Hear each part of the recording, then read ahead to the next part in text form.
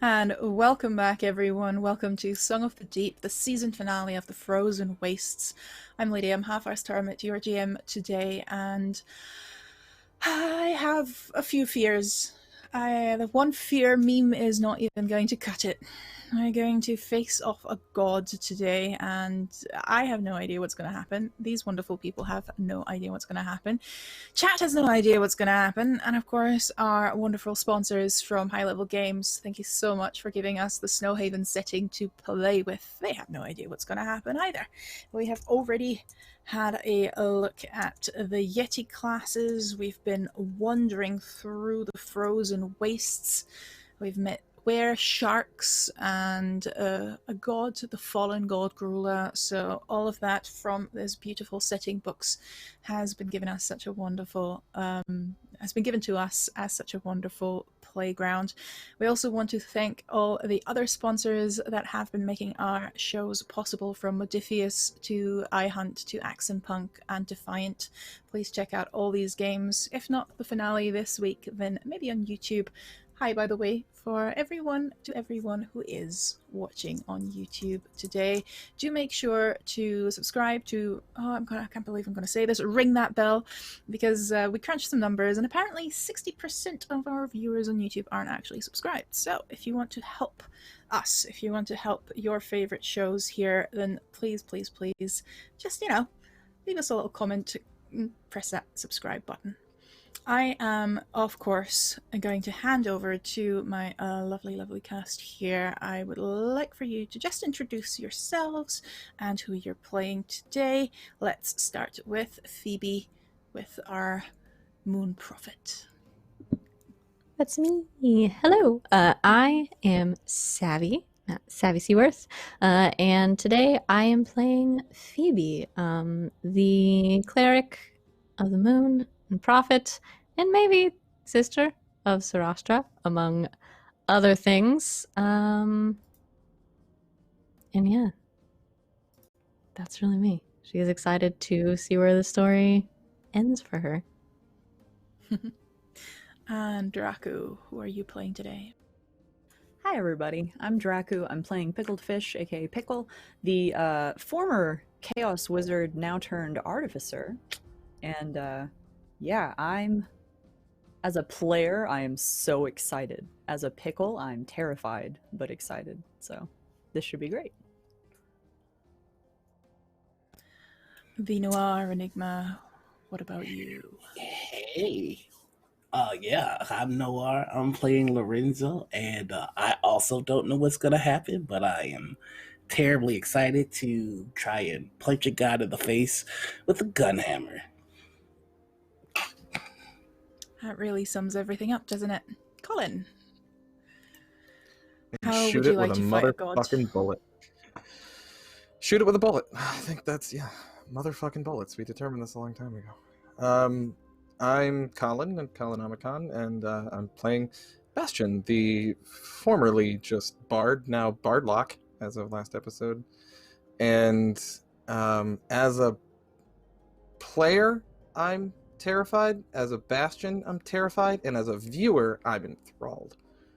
From a story standpoint, I'm excited to see where everything happens, but I am, super nervous, to be honest with you. more subdued mood today. Pretty scared. Yeah, I think that's going around. That is going around, certainly here as well. Now, without much ado, let's see where we left off last time around. If I remember correctly, you are currently all out in the frozen wastes after being asked to leave the Yeti settlement, after being asked to not endanger the settlement any longer. Little conversation with Estrelle, who you thought to be an elf, but turned out to be Lapsa, of the Fox people in the far north, told you the story of her tribe, the story of her task, her failure, really, of how she could not prevent Gruulah from taking one shard after the other. What exactly he does with them, she doesn't know, but it's nothing good. It's nothing fun, as Gruulah is a fallen god who is seeking to turn this world to eternal ice, colder even than his own home up in the void. The shards are essences of the Snow Mother, a goddess who gave her own life, existence, to imprison Gruulah, and we've learned that Phoebe carries a shard, or is a shard. It's hard to really tell the difference, but that would explain why Gruulah sent his minions before to take her. They left to follow the Dreamer's Moon, as Estrel recommended for them to do, to find Gruulah and end whatever his nefarious plans really are. And as we are in the frozen wastes, and Bastian had his little conversation with his sister-in-law, I guess, we return to the camp where our four friends have bedded down for now. One has not, though. Bastion doesn't feel any need to sleep, and so does not. He stays up writing letters, actually.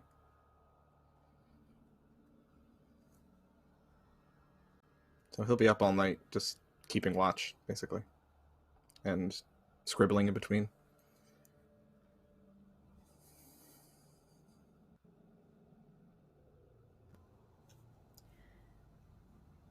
You are scribbling. You're looking at your sleeping friends, and you're looking at whatever is waiting outside in the dark. The sky is clear, almost bright with myriad stars. No northern lights, not tonight. But it is beautiful, despite the cold. Phoebe, as you're dreaming, safe and sound, knowing that Bastian is keeping watch, it takes you a while to realize that you are in fact dreaming as you wander through the frozen wastes. But it's not as empty, as vast. And that's what gives it away. You wander and you don't feel the cold. You don't know where you're headed, you don't know why you keep walking. Perhaps it's the statues that you pass, one by one. A person encased in ice.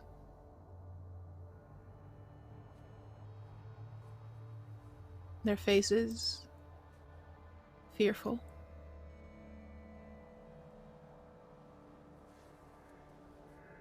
All of them women. And all of them in some strange way familiar to you.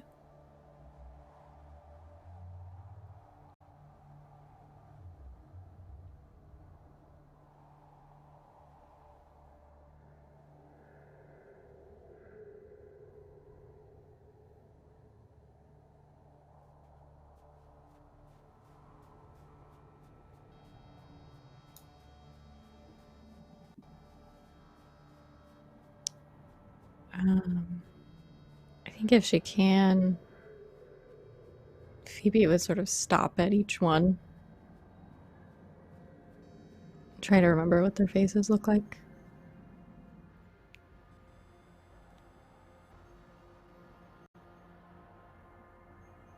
You try and commit them to your memory, but there are so many of them. One catches your eye, eventually. White hair. Horns, larger than that of the Shadow Fae. A strange twinkle of defiance in her eye that reminds you of, well, Zanara.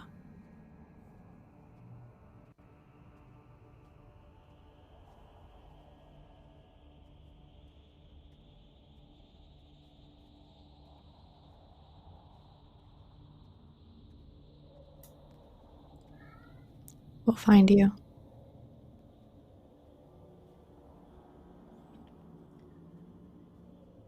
Lorenzo, as you dream, you hear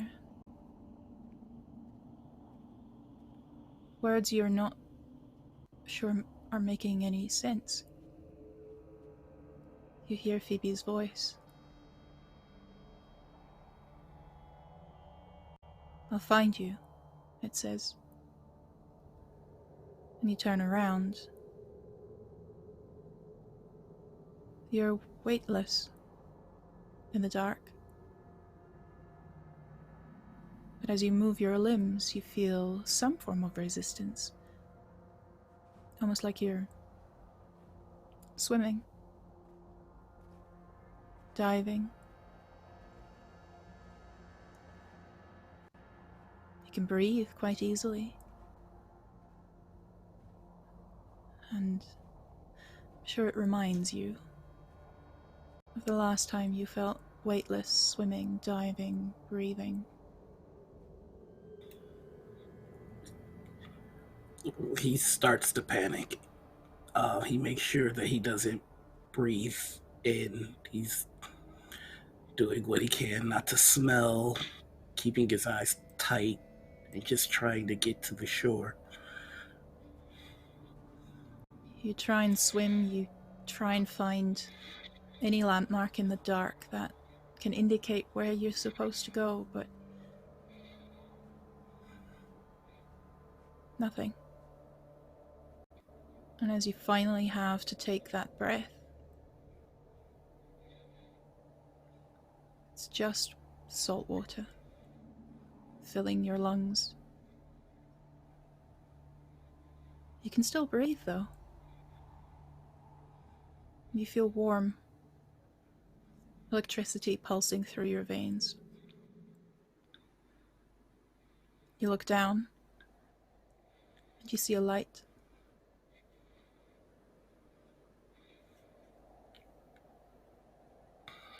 After taking a minute to recover, he's gonna head towards the light. You pursue the light, and you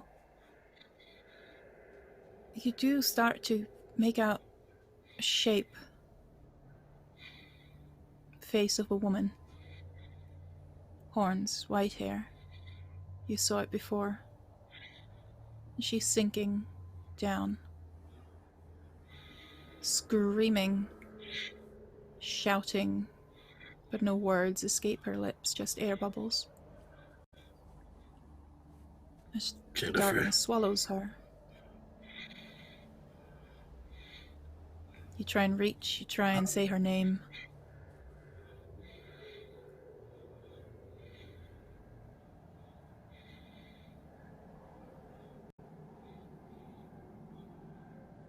She's beyond your reach.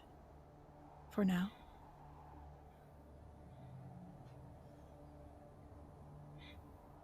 Pickle. Again and again and again, you hear Lorenzo say the name Jennifer. Jennifer. Jennifer.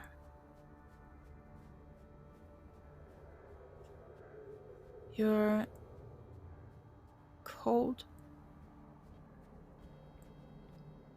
You're alone.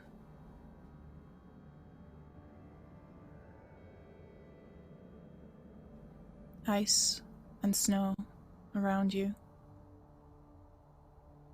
That moment when you first landed in this world, deeply buried within a snowdrift. It's that feeling, but all-encompassing.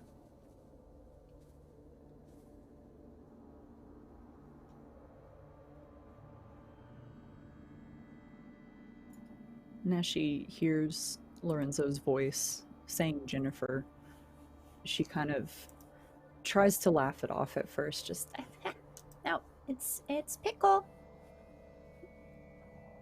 It's Pickle, Lorenzo. Pickle. It's Pickle. And she kind of just repeating it to herself, kind of curled up in a little ball, trying to stay warm.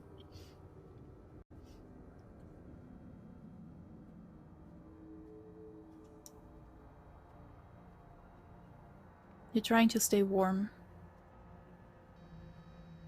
but you start losing feeling in your fingers, in your tail, in your ears. And a little fire, campfire, appears before you. And you see someone sit there that you know in your heart is Fish. But you've never seen her inhabit that body. A body that was made, created. What does that body look like, Pickle?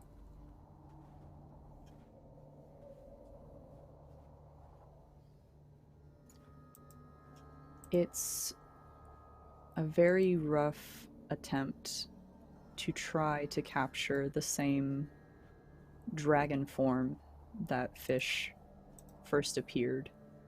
I'd say very serpentine-like, with long limbs, and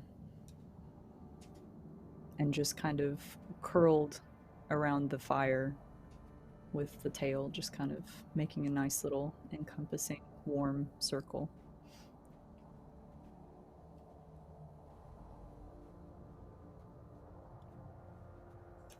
And Fish smiles, warms her hands over the fire, and you feel that warmth within you. Thank you. She says, Bastian, Yes. your friends are sleeping, but every now and then you can hear a word, a whimper. Every now and then you can sense that they're not having the most restful of nights.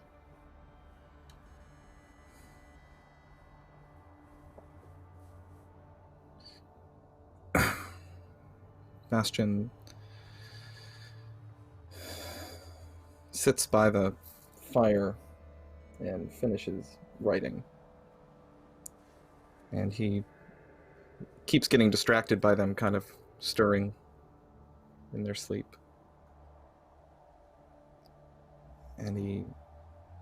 But he just is kind of feverishly writing with determination, like he's gonna get this done get it done while he can before taking care of anything else. And the last thing he does is goes into his bag and pulls out some envelopes that he has, some basic stationery that he's had with him forever, and puts 3 letters in 3 different envelopes and writes on the front of them and seals them with his little sealing wax, uses his signet ring to seal each one, and then actually leaves that signet ring off. He doesn't put it back on his hand. He puts the letters in his jacket and then tucks the ring in with them. And having that sorted, he rises and goes to get a closer look at them to see if they're still stirring, if they're just having bad dreams, or... You get up and make sure the fire is still going, and that's when you notice that the fog has come in. You're not sure from where, though. It's quick.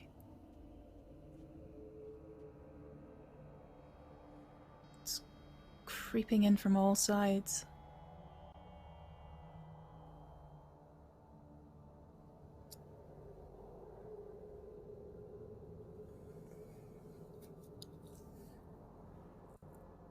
Bastion backs up to a point where he has eyes on all three of them, where he can keep them all in front of him, and he touches his fingers together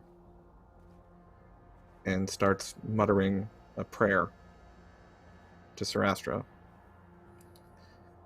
And this does take 1 minute to do what I'm trying to do here. Do I have that much time before being engulfed in fog?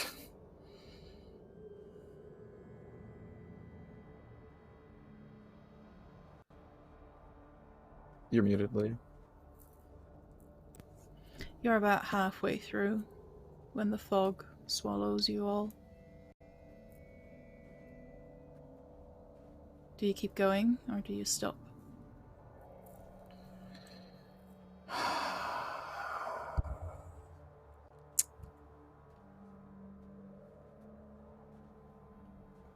I keep going because I think this might help me not lose them. I think this is actually not a terrible idea. He keeps muttering it. He finishes his prayer and just like crouches down low, trying to get maybe beneath the fog, almost like a burning building, like stayed low to the ground where he can keep an eye on everybody. But he just keeps turning his head, trying to keep his eyes on everyone while feverishly trying to get through this prayer as quick as he can. It's strange. The fog tastes like salt water. And as you finish, you see the silhouettes that have seemingly risen out of the ground,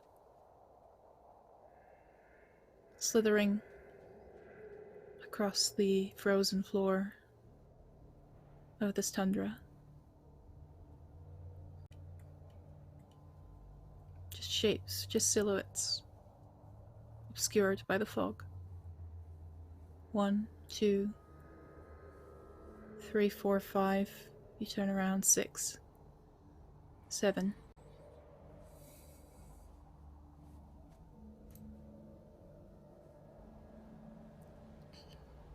Don't like that.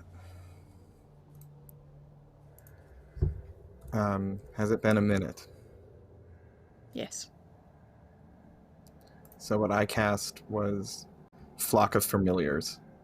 So it's basically cast Find Familiar 3 times instantly. In a minute. Mm-hmm. And I'm going to create 3 Fey Familiars and put one of them on each of my friends, because I can see through these things' eyes and communicate with them telepathically, so I'm kind of tagging all of them with a familiar so I don't lose track of them in the fog. I can see where they are. So I'm giving Phoebe an owl. I'm giving Lorenzo a raven. And I'm giving Pickle a hawk. Fey origin, all of them. So I see them at kind of 3 glowing blue kind of moonbeam essence birds appear on Bastion's arm, and he just like sends them out to go to each of his friends. Keep an eye on them. All 3 of you can come back and make me a perception roll to see if you wake up from the light that is fluttering above you, the movement of the wings.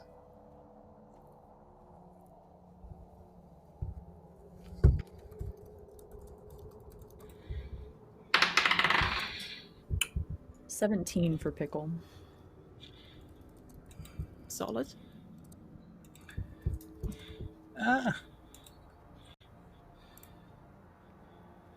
16 for Lorenzo. And Phoebe? 22 for Phoebe. Clerics. I need to set the DC higher than 15 at this point. You guys are high level. We're You 7. all notice something is off. Something is happening. You did manage to sleep. You did manage to get rest. So don't worry about spell slots or health. But you are also aware enough that it's dangerous out here and that Gruulah is watching somehow, somewhere. You are jolting awake, all three of you. As you find first the light above you in the shape of these 3 birds fluttering, and then noticing the fog.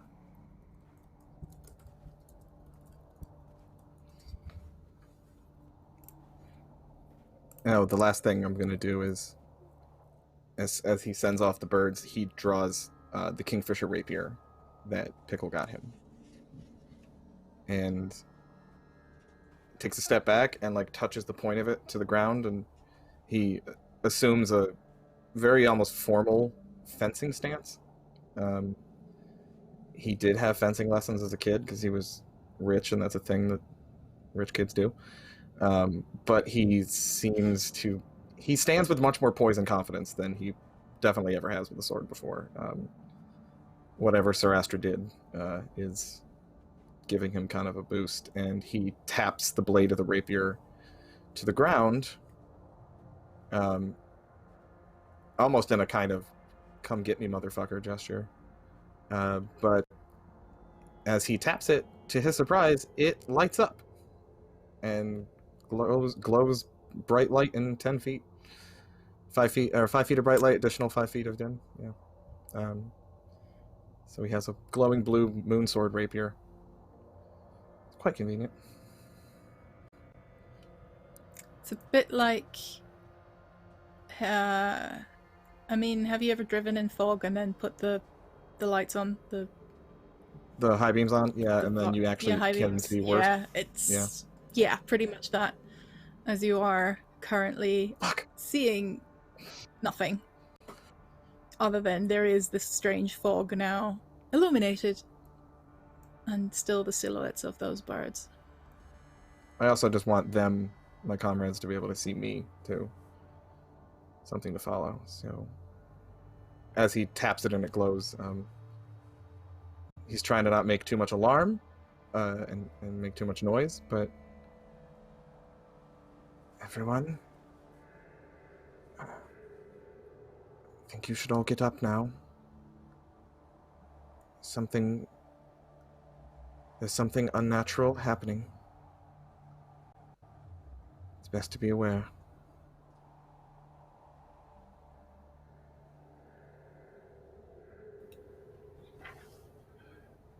Lorenzo's going to slowly get up and grab his gun hammer.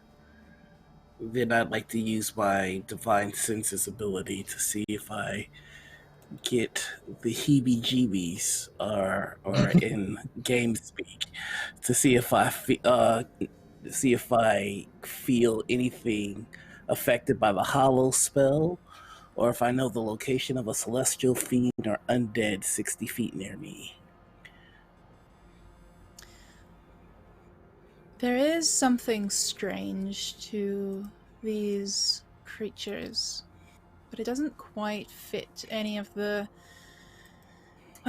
categories, if you will, any of the creatures you've met before. There is something divine to it, and I will say, because you cast the spell last session or 2 sessions ago with that showed you all the relatives, and you kind of remember the light that shone in Phoebe's eyes. It's almost similar to that one, but also the polar opposite. It is powerful. They have been touched by someone, something powerful. But in contrast to Phoebe, it's nothing good. I see. And there's 7 of them. Possibly more. But Are 7 you we definitely in ping. complete blackness right now? Like, or it's hard to see right now, right? It's hard to see, but you're not in complete blackness. The fog is illuminated by the sword, and the familiars are giving a little bit of a glow as well. But you can only see silhouettes in the fog. You cannot make out what they really look like. Lorenzo is going to kind of give everybody a little bit of a smirk as he's going to try something new. He closes his eyes, opens them, and 3 quick flashes of lightning flash all around him, and then they concentrate into balls.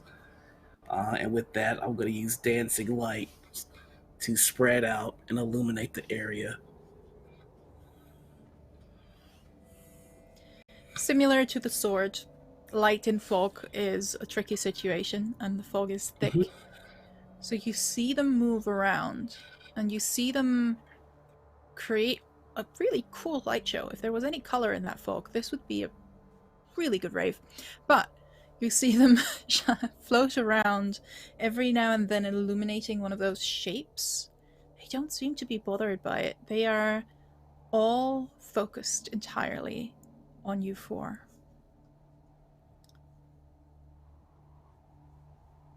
Pickle, is there anything you would like to do? Or was there anything else you wanted to do, Lorenzo, after the dancing lights?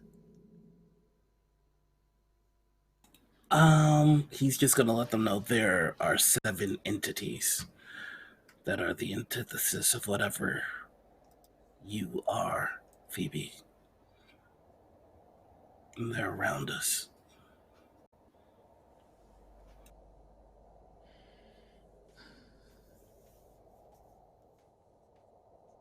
You're muted at Bastion. I'm sorry.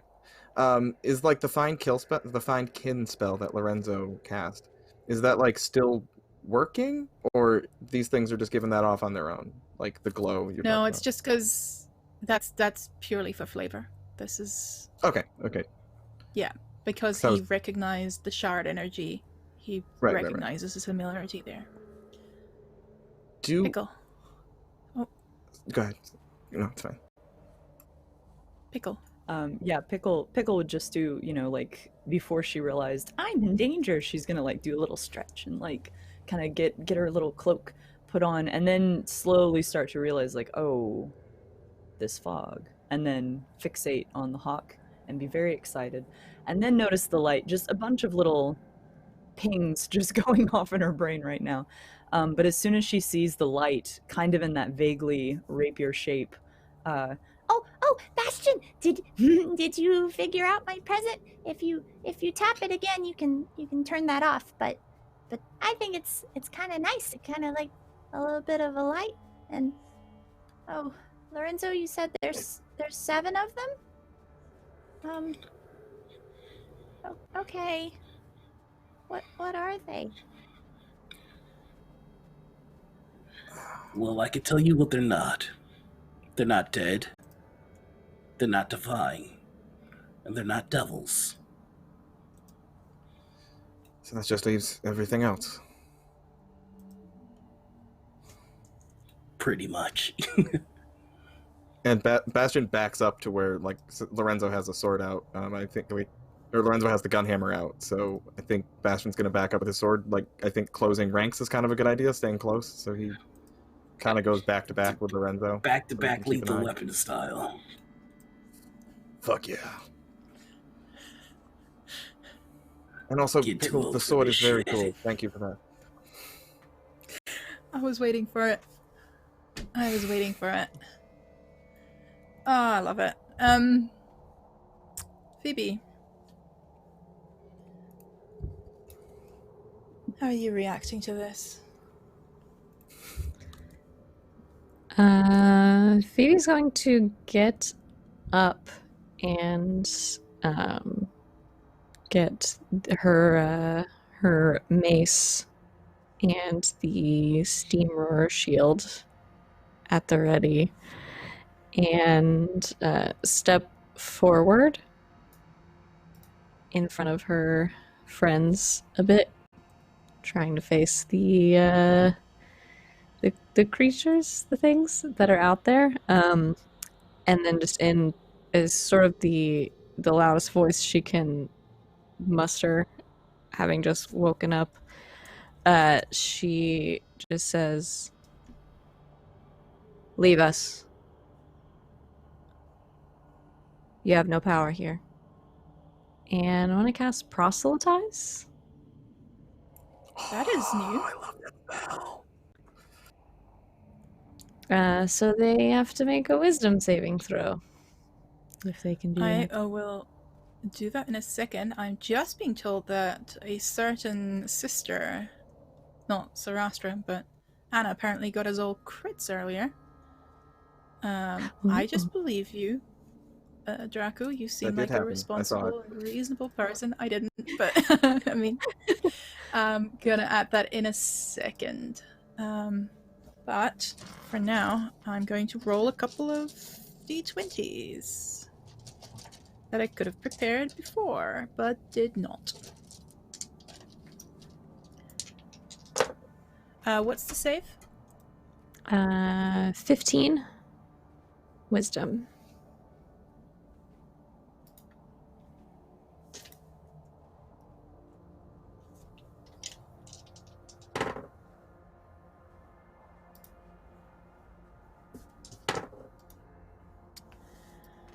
All right. There's 3 of them that made it, and 4 who did not. What happens to the 4 that did not? They can't take reactions, but they are also knocked prone.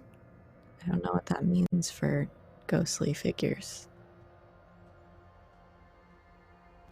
You see the silhouettes that were not walking or standing, really, sort of half slithering, cowering. You see them cower in fear and almost retreat. But 3 walk up to you. Well, walk so they're. And you realize that these creatures, they don't actually have legs. Their skin is greenish blue, scaly, like that of a fish. They have humanoid features, long, webbed fingers, wet hair, even though it's starting to freeze, they're still dripping, and a long, serpent-like tail.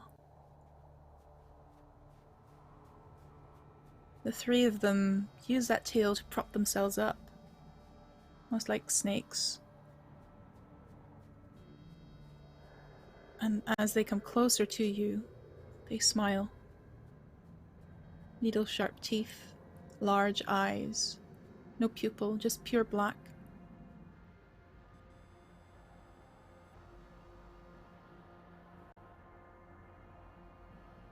You are in his domain. And we are his. The power is ours. Come, and we will spare them. And they speak as one.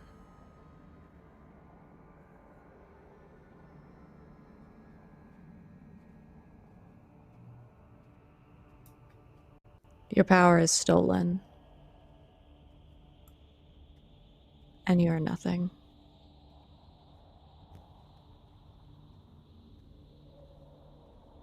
And so is he.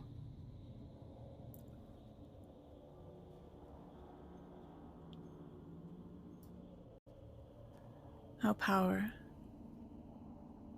is gifted. And we shall gift you to him. And this was not meant to be an encounter, but thanks to Frax donating a Bane, these three will attack Phoebe as two of them lunge forward with long, sharpened claws, and another one starts casting a spell. So, Counterspell. fuck you. I mean, yay! What level is Counterspell again? Counterspell is 3rd level. Unless I have one slot I could cast it higher, but I was going to cast it at 3rd. Yeah. Then that Sleet Storm is not gonna happen. This attack, though, is... especially as they have pack tactics. Ooh, that's a several 18s and 17s plus.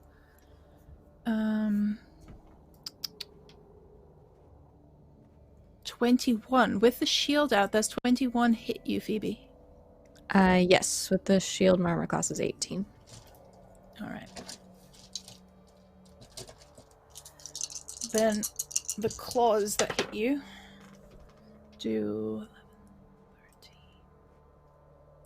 19 damage all in all.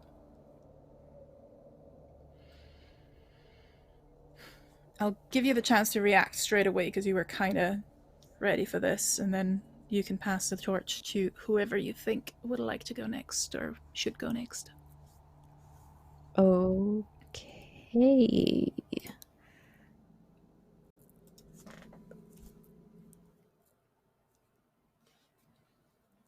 Oh gosh. Yeah, I think Phoebe is just going to take the mace and rear back and swing at one of them.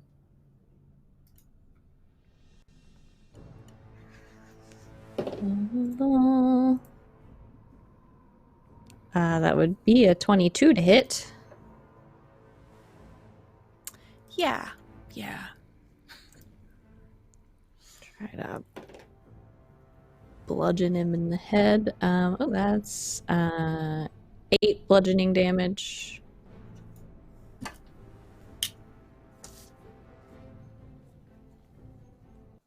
And then, as a bonus action, Phoebe with her thumb is going to press the button on the inside of her shield. And the face on the front of it lets out a gout of flame, steam, and in 5 feet around her, kind of in a large circle of steam. And I'm going to take fire damage as well, except I'm looking to see how much it is. Whatever it is, please double it. 2d6. Well, that's good to know. That's 18. Mm-hmm. So roll very good. Yeah, as the shield lets forth this huge gout of steam, and the inside of it lights up like the moon. Get more light in the fog, and you can tell that the one that cast the spell, that Bastion counter-spelled, now that their attention is in an attack, that fog is slowly starting to dissipate a little bit. Who are you passing the torch to, Phoebe? I guess Bastion, because he was right there. And I knew he had a weapon ready.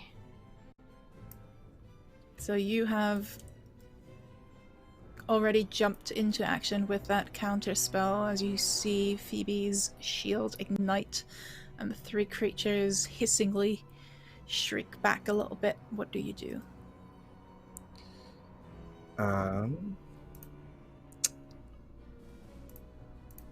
going to point my rapier, my glowing rapier, at the one that I just counterspelled. I'm gonna point it at him and hex his ass. As a bonus action, I'm gonna throw a hex on him. So after this, I do an extra d6 when I hit him. And I'm gonna give him disadvantage on dex checks. That'll be his hex. That's my bonus action. And then I'm gonna run up and stab him. And cantrip, where is it? I'm gonna use Booming Blade. So can't see my dice in the dark. That is a that is a 21 to hit. Yeah. Yeah. So it does normal damage. It's a rapier. Here's my fucking... Okay. That is 8 piercing. And because of Booming Blade,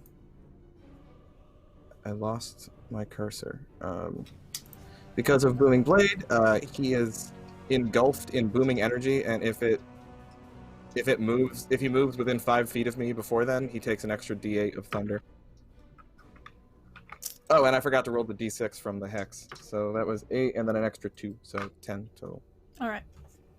Gotcha. That's good. Who are you passing the torch to? Lorenzo. Let's get the gunhammer mixed up in here.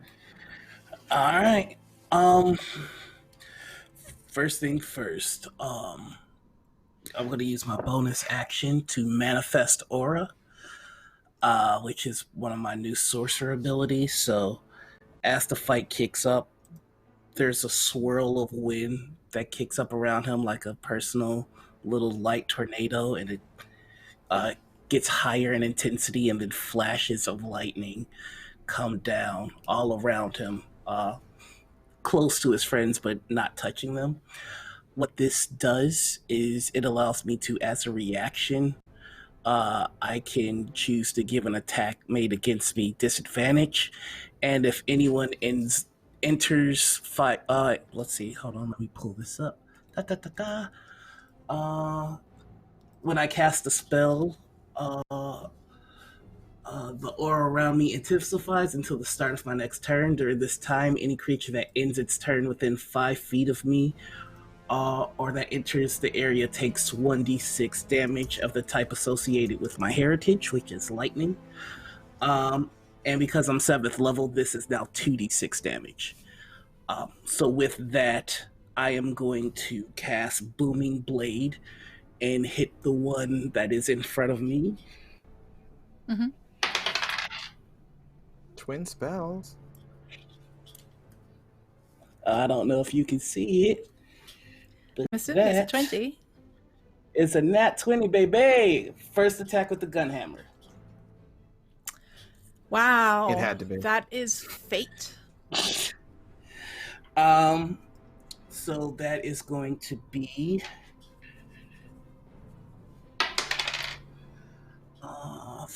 4 plus Dios.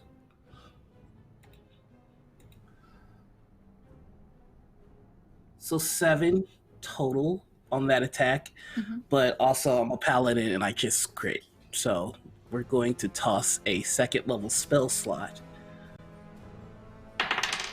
7, 8, 9, 10, 11, 12, 13, 14, 15, 16, 17, 18, 19, 20, 21. So that's going to be 21 on the attack total. If they stay in my vicinity, they're going to take an additional 2d6, and if they leave, they're going to take an additional 2d6 plus the other 2d6. Because the storm is fun. And that's my turn. And you do, all of you, feel that familiar electricity in the air, but now it seems to be swirling around Lorenzo and concentrated on him, like almost like a couple of attack hounds. There is a fun within his attacks, an intensity that is almost playful, and the creatures notice it as well. Unfortunately for the creatures, whoever is commanding them does not give a fuck. They are not moving out of the aura. There is... I'm gonna make that thing roll. The main one you attacked. Nope. There is no way they can run away from this. They are compelled to fight. And the other beings, Phoebe, your spell is that ongoing, is that a constant wisdom save each round? The thing you did earlier. I think it's just for the one turn. Hang on. It is the end of its next turn. End of his next turn. Oh, they're and going to then- make that save again. And one fails, the other two pass. Oh, there's another one. Natural 20.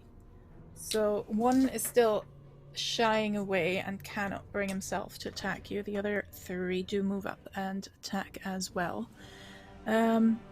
Pickle, I think we're still missing you. What do you do? Well, let's see. Pickle is very excited because she's just learned a bunch of things from the Yetu on how to help out her party members. So she is probably going to sprint towards Phoebe. And as she's doing so, be digging in like her pocket, and she pulls out some weird paste, and she kind of runs up behind Phoebe and is like, don't worry, it'll wash out later. And she starts rubbing it into her armor. And, she like is rubbing it on there, and she carves like this little, she hearkening back to her dwarven roots, carves in a little dwarven rune that means like protection. And I have just used enhanced defense on your armor, so you get +1 to your armor class now while you're still wearing that. So Phoebe is a tank now. Hopefully. Anything else you can do with your action or want to do? She's then going to run back out. So she ran in real quick. Phoebe, don't worry, it'll wash out. And then did her thing, and then ran back out of range. Hopefully, is her game plan. All right. And that's So, out of the other three that now made the save, they are moving in, and together with their friends are all going to try and pile up on Phoebe, except for two that are near Lorenzo. Even the one Bastion's been attacking. It's once again just like that were shark. Everyone is just focused on Phoebe. Now, two of them are casting spells again. Are you wanting to use another counter spell?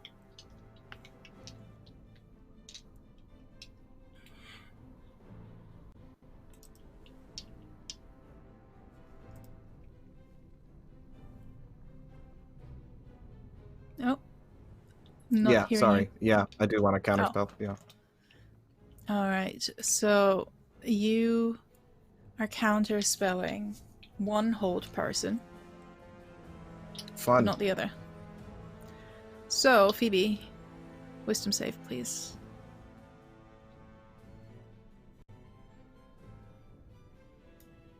$22. Makes it. That's the problem when it's a cleric and attacking them with wisdom saves. You see the focus of those creatures as They move their hands as their eyes glow for just a little moment. And then the spell just doesn't even fucking touch you. You look behind to see Bastion, who's thrown in an angry Shadow Fae command at them. And the others just try and pile up on you. Once In more, Umbral, what I claws said and was, teeth. go home with that shit. We have 2 attacks hitting, the other 2 miss. Actually, no. What's your armor class now? It's 19 now. 19. 1 hits. Oh, that's high though. That's a 13 damage. And one of them is holding on to you, literally claws sunk, trying to sink into your flesh between the armor plates. Who are we passing it off to? Lorenzo, I kind of want to Really see quick. what your... Yeah. Oh, really quickly, did the one that I hit, did he stay still or did he move? He stayed still. I have the one I hit has booming blade on it too. Did he also stay still? No. We both use He booming did blade. try and go for feedback. That's true. And He takes a I'm D8. assuming that I'm assuming that I'm still back to back with Bastion, which Bastion. means okay, cool. Never mind. So yeah, the one that's staying still is going to take 2d6.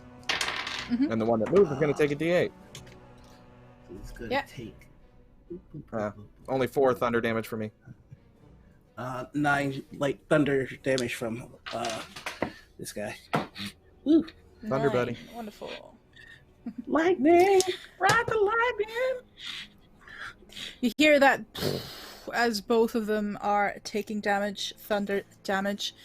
Don't seem to care that much, although there is some hurt in their bones. Lorenzo, you still have that one person who's been trying to look to Phoebe, who's been trying to decide what they're going to do, but have not moved. Can I? Oh, this is not what he's smart at or good at, but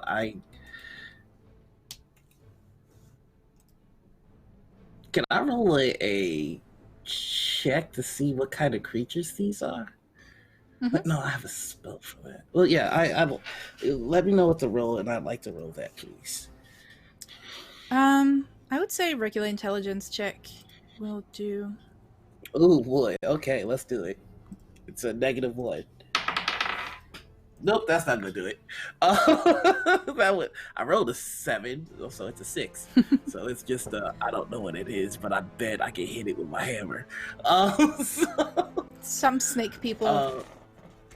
Snake people, you know, I'm sure they're lovely. These are just a bad bunch, and if he's going to shoot that one, it's good. Shoot. No that intelligence motherfucker. check needed for that. Roll me Nope. that attack, please. Nope. Okay. See, that's better. That's a 17 plus. Give me a second to see what it's plus. I'll say 18, 19. Does 20, it? 21, 22. 22. All right, 22. First time shooting the gun hammer. That's cool. That's a You shot it at my feet in the last episode. true. This is the first time shooting at someone. 2, 9, 10, 11, 12, 13. So that's 13 damage on the first shot, because I keep forgetting I have multi-attack. And I'm just going to hit the one in front of me with the hammer again, because that's why you have a gun hammer, so you can smash and shoot. That's probably not going to do anything impressive. Let's see. That is a 15 15 is total. actually making it. Hey! They are minions. They are not that big of a deal. No. Armor How we're cooking with class. gas. That's 8. That's still gonna be 8 damage as I bonk him on. Nope, it's a +1. That's 9 damage as I bonk him on the head. Nice. Getting there. All right. You... Wait, did you shoot or did you hit? Yes, I could do both. I get 2 attacks. Oh, yes, cool. Because I'm like bonking on the head with a bullet. What? Oh, good. I mean, that would Yeah. be great. I'm gonna do that at some point now. You understand? You bonk him back and he stumbles a little bit, but is still standing. Who are you wanting to pass the torch to? Next time, but just because it fits the story, I've got to do this. Pickle, remember your footing. And he's just like, as he's fighting, he's showing like, keep him nice and wide. You don't trip up. And Pickle, very excited. Oh, yes! And she reaches into her belt and pulls out her gun dagger. And she is going to leap at whatever one is closest. I'm assuming. I mean, I'll even go for the one, I guess, next to Lorenzo that he just hit. I'm Go for still figuring. Is that if that's okay? Okay. Yeah, cool. you're kind of surrounded here, and a lot of them are going for Phoebe, Yeah. but they're also kind of clambering all over each other. It's a lot of slithering. So she's going for a stab with her dagger pistol. So that is a 12. I don't think That just Should have given you hits. some inspiration. it does. Okay, thank goodness. It does. It's literally Really? the armor class. Yeah. Okay. And again, I I'm didn't- going for a stab. So this is a D4 I am so proud of minus you right 2. now, Pickle. I do no damage. What? You did note because you have negative It's strength. a D4 minus 2 and I rolled a 2. I mean, it's a dagger. That's dexterity. The dagger is Oh, it's dexterity based. I thought it was a It's- well, stab. it's either. Oh, but finesse. I could use dex. I could use Finesse, dex. Okay, okay. Let's Please do. roll The that. damage was the friendship Please we do. made along the way. D4 plus 2. So that's 4. That's 4 total damage. Nice. That's Respectable. that's cute. Gonna give She it a fresh leaps forward one. Oh no, you said. and does that lunge. And as she pulls the dagger back, she like that, looks at Lorenzo. Like, that's like, perfect. Oh my god. And like, he's like still fighting this fucking thing, but he's so proud. You stab the hamstring. Now the other 3 are starting to do something weird. They are kind of half digging and half melting the ice around Phoebe. No attack in this case. There's a couple of them that keep you busy, like 3 of them try and keep you busy, 2 of them were trying to cast the spell. But there's 2 of them who just go for the ground. I'm gonna say Phoebe. What are you doing about it? I don't like that. I mean, they want sharp teeth. I'll give them sharp teeth. I think Phoebe's going to, not liking whatever this is about to turn into, and last time something like this happened, almost drowning, is going to reach down and grab one and like pull them towards her. And I'm gonna cast Dark Maw and just like sink the shadow fang sort of into like the back of its like shoulder, neck area. That mental image is always so wild. That's 24 to hit. Yeah. Yeah. 50s. I crunch. Wow. That's 12 necrotic damage. He is not looking great. Could do another And 2 of these, then- but that's about it. And then as a bonus action, if I can, like to sort of grab onto just one of the many wounds here, and cast a healing word on myself. Mhm. Because I am injured. At 2nd level. Oh, not up, down, please. Is 9 healing for me. Thanks, me. I think that leaves us with Bastian, who still back to back with Lorenzo, is fighting. Now we to got a pickle in the mix. Oh yeah, trying to Lorenzo, were you not wearing? have someone go after Phoebe. Is Lorenzo wearing his cloak? He actually has not been wearing his cloak. Yeah, he's just shirt. All right. Well, I need you to just get big then.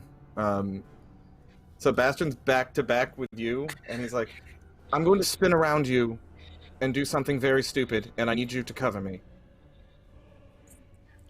My hammer shoots bullets. I'm ready.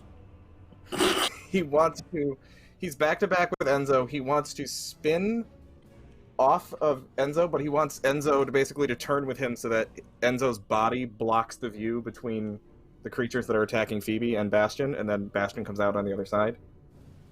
Because we're definitely gonna pull a combo move. Let's get it. It's like it's gonna be a tornado of death. Yes, exactly. Sweeping, just trying to make space and distract. And when he comes around the other side of you, Lorenzo, he is Phoebe.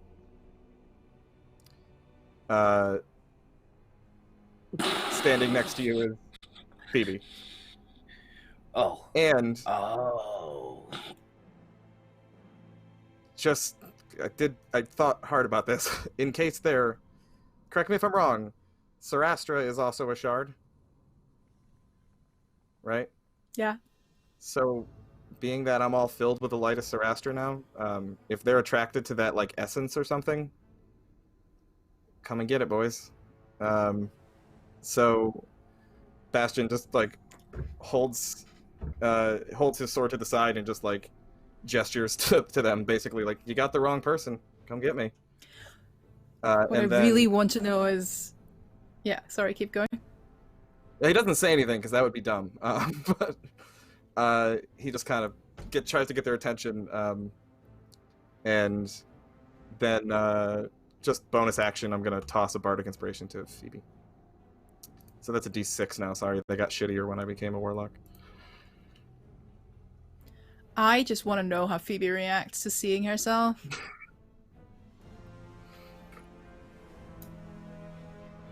I think she just nods. She's a little. She assumes 98% of the time that her friends know what they're doing. So I think that's and also I had a plan. And she's got some weird lizard in her mouth too, so priorities. Fair. Tastes more like fish. Bit of sushi there. But Jesus Christ. So yeah, that brings I took Mask of Many Faces. That's what that was, by the way. That brings us to Bastian throwing the torch to someone else. Yes. And now I would actually like to toss it to Phoebe, hoping that that Bastion has given her an opening to maybe get away from them now. Fair. Phoebe. So yeah, Bastion locks eyes with Phoebe as Phoebe, and is like, get out of there. I will try. Oh boy.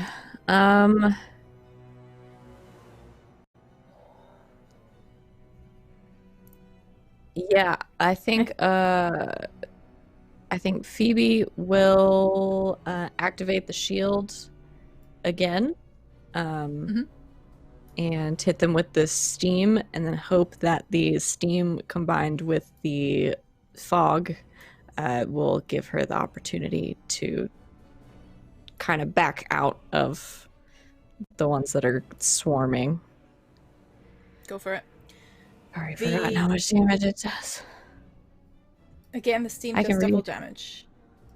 It And is it's okay. fire. 2d6, so 46. I love this thing. 14. 14. Ooh. The one you've been, let's just say, not very nice to, the one in front of you is very close to death. 15.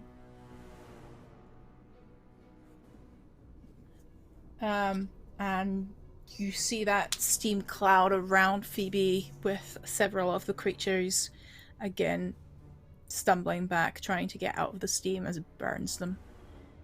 Who are you throwing the torch to? So as I move back, can I see? Probably Lorenzo. Yeah. So You you probably move see up him to easiest. Bastian and Lorenzo. I will say I'm going to roll real quick to see if 2 can have the wherewithal to attack you. 1 does. Did they end their turn next to me still? Because that's another 2d6. Two of them are still next to you, yeah. That is 7 damage. 7. Nice. Now, the opportunity attack on Phoebe by one of them is an actual 20. But their claws aren't too bad. I rolled shit, so that is a 7. And Lorenzo, as Phoebe is joining you and Bastian and Pickle in the huddle, she's managed to escape from being surrounded. Then again, they are recovering from the steam, trying to move around you to now surround all 4 of you, really. Okay. I am going to quickly look to everyone. Do we fight this out or do we flee?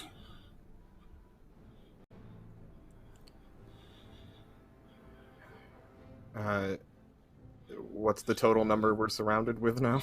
Is it how many are left? There's 7 still. You haven't killed any of them, but there's 1 very close to death, 2 around half. The others are still okay-ish.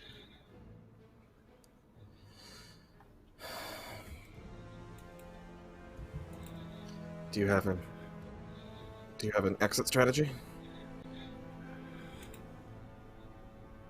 Somewhat. And you see the lightning starts to intensify. And he goes, "This will probably work regardless." And with that, he is going to cast a thunder wave at 2nd level. In whichever area has the most of them concentrated. It is, sorry, why am I looking at shield? It is a 15-foot square, a 15-foot cube originating from me. Yeah, you can get 3 of them. Okay. The 2 half-hurt ones and 1 fairly fresh one. All right. They're all going to need to make me a constitution check. On a failed check, they're going to take the damage and be pushed 10 feet back from us. That is... Okay. 2 of them make it. I'm assuming that 18 makes it. Yeah, 18 makes it. The other one The doesn't. ones that The other one, well, he's gonna take 20 damage and be pushed away. That was one of And the the rest of them are just gonna, spellcasters. and the rest of them are just gonna take 10 damage. Oh, with 10, with half, you actually managed to kill the one that was on his last leg. Good. Yeah. Then, if the ones that are still surrounding us, in their turn surrounding us, they are also going to take 2d6 damage. Roll it. They keep pushing through the storm. They keep trying to get to you. Okay, so that's an additional 9 damage that they're going to take at the end of their turn. And I believe that is all that your boy can do. Yep. Now, Oh, actually, sorry. I'm so sorry. Last thing that I'm gonna do. Wait, no, I can't do that. Never mind. Yeah, that's all I'm gonna do. once more, the spellcaster starts casting. 2 of them, actually. Yeah. I'll do it. Fair Your enough. resource And depletion one strategy spell is transparent. fills out. Uh, Fizzles out. He's getting a bit frustrated at you because it's the same one. You're probably just going to try and punch you in the face next time. The other one is casting Entangle at all of you as you're so nicely grouped up. So that is, I think, a dex save. If it is... no, strength save. 20-foot And square. because we're all nice and grouped up, keep in mind that everyone gets to add my charisma modifier to their save. So add +4 to whatever your strength save is. So make me that strength save to see if you can get out. 12. 23. You're fine. 18. You're fine. Is that a 5 for Bastion? You are not fine. And what about Pickle? Not one. That is also I mean, it's not all fine. I also You are- rolled in that one. You are entangled, which means you can do another strength save at the end of your turn. That's the only thing you can do as an action, really. And it is icicles. It is basically you're being frozen in. You're sinking slower down into your knees. Pickle and Bastion stay there. Phoebe and Lorenzo manage to get their legs freed. The others start once more clawing, and it's almost like a strange powder that they're pouring out onto the ice, starting to melt it around you. That's all they're doing. They're not actually trying to attack you as such. That's the creatures. We still have Bastion and Pickle to go. I'm gonna say, because you're both really there, you can both make me another strength save. There's not much else you can do for your main action anyway. Oh, there we go. I'm still close to right. That's a 22. Nice. 13 Lorenzo. this time. 13 is still not enough, I'm afraid.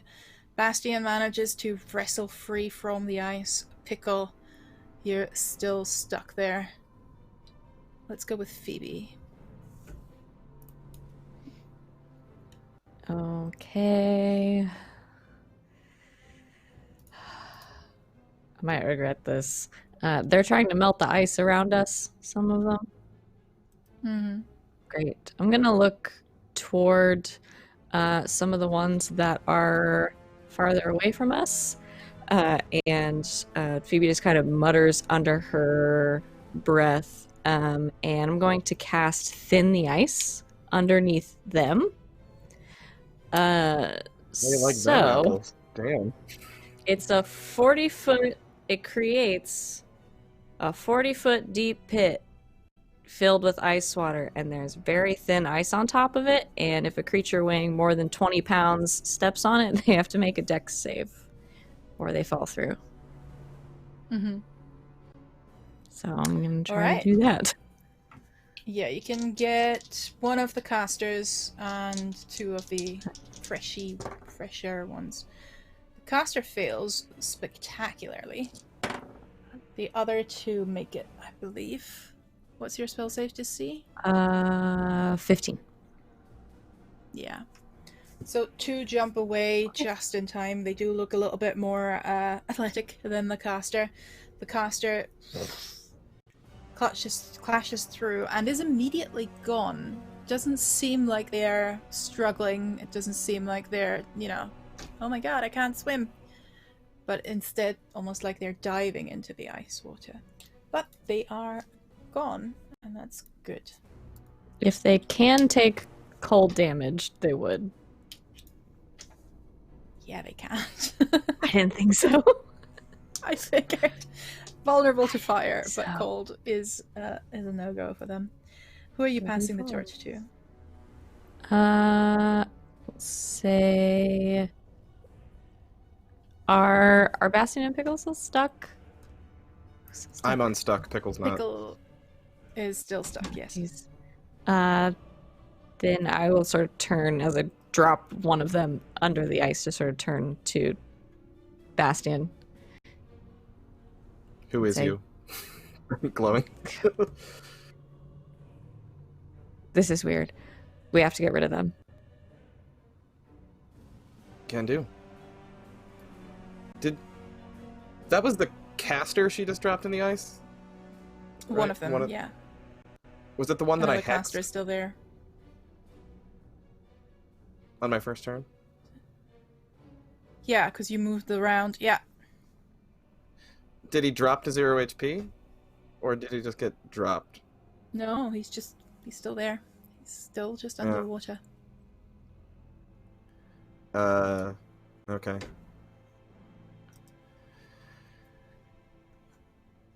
I think I can lead them away.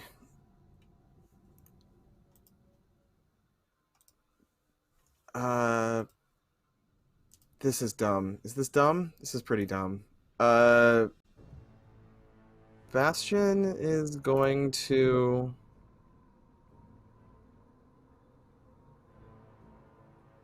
I'd like to get... we are packed together, and I want to lead them away from us, so Bastion's going to run. Or rather... No, I have a thing I never use. I'm gonna Misty Step, because I always forget that I can do this. It's a Shadow Fate thing, as long as we're in dim light. When Yeah, that kind of counts. Yeah, when I switched into Phoebe disguise, it changes your weapons and everything. So to them, it looks like I'm just holding a normal mace right now, even though I have the glowy rapier. So I'm gonna Misty Step, just kind of like look to Phoebe and be like, "Not going far. Be right back," and Misty Step 30 feet away. And I'd like to be near the hole that Phoebe just made in the ice. I don't know how far away that actually was, but Yeah. I'd like to All right. hang out there. And from there, I want to be near where that hexed caster is in case he comes back. But from there, I'd like to just take a pot shot with an Eldritch Blast. At one of the ones that's back with my friends. Is Misty Step is a bonus action, or that It's bonus thing, action. that Fey thing is a bonus action? Okay, cool. Yeah, the thing is just that it lets you use Misty Step, so like, yeah, it would be a bonus action. Let me Ah, make yeah, sure. Gotcha. Yep. Yeah, I can go use it for a it. number of times equal to my charisma. Yeah, cool. So that is a 14 against their armor class. Yeah. Okay.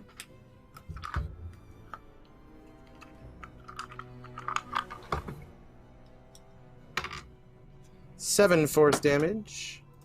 And, yeah, Bastion's just, like, goading, like, trying to get their attention, trying to draw them away, and he's turning on the Moonlight Sarastra light show, just trying to get their attention on him and get off of his friends and particularly get off of Phoebe. You see that a couple of them are a little bit confused. They look between the two Phoebes, and there's a few of them who now that are diverting their attention to you.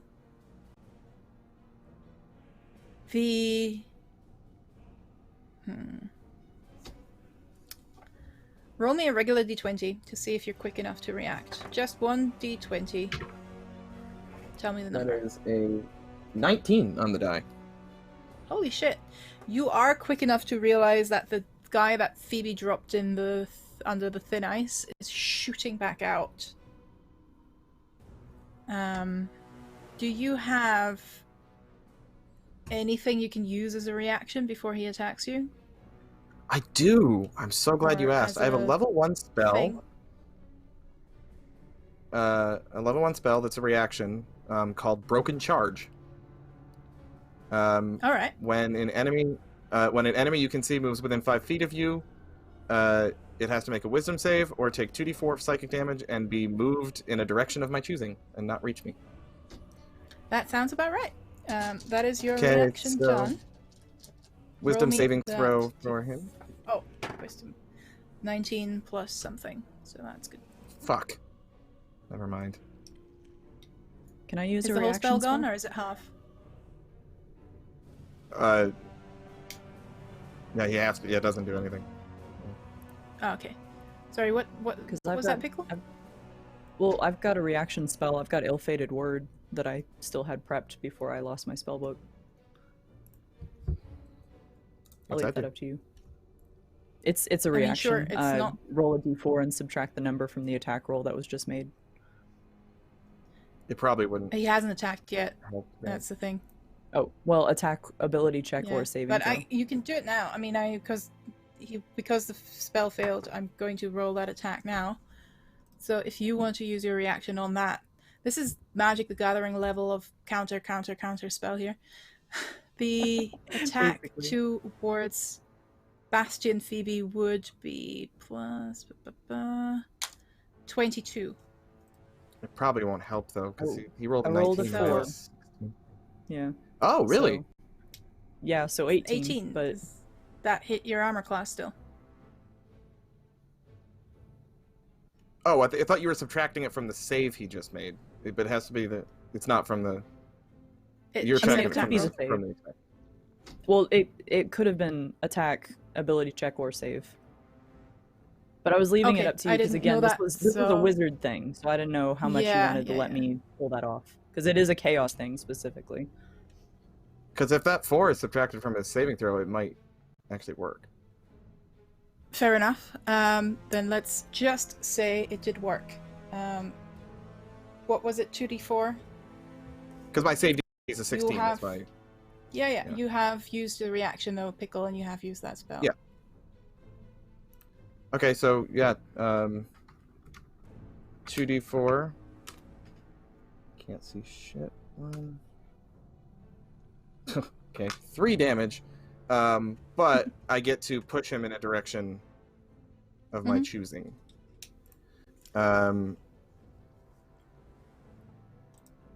Is he coming? He's coming back up through the ice?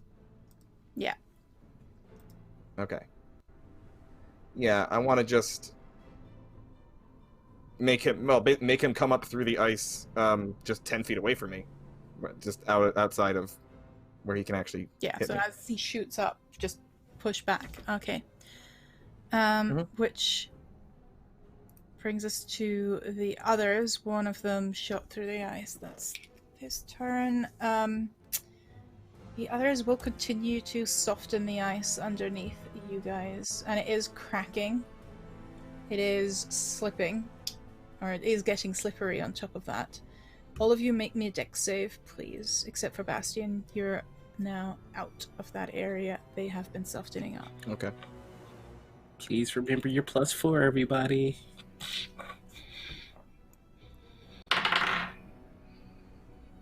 19. 16.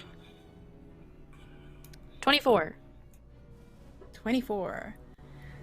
So, you all manage to not drop into the water. You're holding on to an ice...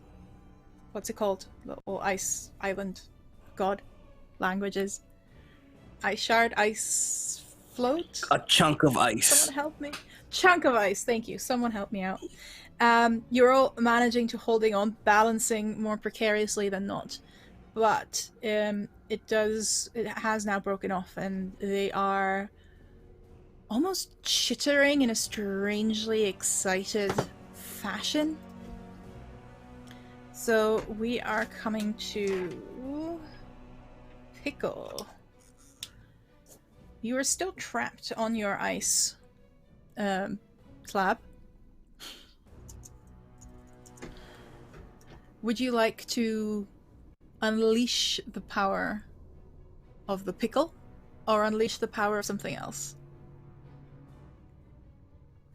I think I'm definitely going to unleash some power. It's not going to look like Pickle, but it's definitely going to happen. And Pickle remembers, like, oh, whenever I need to show strength. I need to show strength. And she kind of like scrunches up. Oh yeah, I need to be strong. And kind of Dragon Ball Z charges up, screaming, whatever, and completely starts to like warp and grow. Like the cloak kind of starts glowing, and before your eyes, poor little precious Pickle has turned into a full-size polar bear. I've waited my And whole I'm life for going this to moment. I'm gonna roll that percentage chance to see if I get to stay myself, which I do. Thank goodness. Good. So I get to keep my my intelligence, wisdom, and charisma. But otherwise, I am a polar bear. Rampage. Yeah. Yeah. Yeah. All right. You are surrounded by strange creatures. There is water underneath you, or, well, surrounding you. You could dive if you feel like it, or you can go on a rampage, but that is your action for now. Lorenzo, you still have a turn for this round. All right, so we're now on a chunk of ice. Pickle just... I don't know what the fuck that was. Who's in front of us exactly? What do I see in terms of bad guys? You still see 5 of them. 2 of them close to death. One has been pushed back sort of half into the ice, half away, and is on the ground prone. But this one's a little bit further away near Bastion. Just because I want to make a very old Dane Cook joke, I am going to open my hands, and lightning is going to strike my hands, which sets it on fire. And then I'm going to shoot the fire to the one that's in the water, and I'm going to yell, "You get back in the fiery water." Nobody's going to get it but me, but I enjoyed that. Roll whatever it is you're rolling so we can leave this moment of utter confusion. That's 10 damage to the guy in the water. 10 damage. He is very close to gone as well. And the ones that are... Oh, go ahead. Sorry. Take the... Yeah, is that the 2d6? Oh, no, that was the firebolt. Yeah. The 2d6 is... That's 8. 8. So that's 8 additional. That dude is in the single digits. And another one. Alright. That is bringing us back to the creatures who have... Yeah, who are going to literally launch themselves at mostly Phoebe, but each and every one of you as well, to drag you back under. Let's see. I am... I'm going to use my crit to do that to one of the Phoebes. But let's find out which one. Are they all? I'm 30 feet away from them. So is this? But there is... What, You made it very they're all clear around- that you're next to the ice thing that... Yeah, to that the guy. water thing that Phoebe created. So... Yeah. There is a chance that I mean, he I can would also rather it drag be you me. under. So please go ahead. Pickle. Roll me a d20 and tell me if it's odd or even. Odd is Bastion, even is Phoebe. It was a 2, so it's Phoebe. Phoebe. Two of the creatures drag Phoebe under. It's fairly easy because she's balancing on an ice slab, and there's two of them that are now taken out of the fight. It's one who's fairly hurt, one who's still somewhat in decent shape, and you see Phoebe disappear. Another one is going to try and do that to Lorenzo. That one. Let's see. Oh, fuck. But completely misses. You just duck away as it just sails above you, and two of them are trying to do that to Bastion. Ooh. That's a 23. So Bastion Phoebe, so you are also being dragged under. We have 1, 2... Okay. Was that was to hit? The The 23 Yeah, to hit? I'm just rolling it. And we have a polar bear.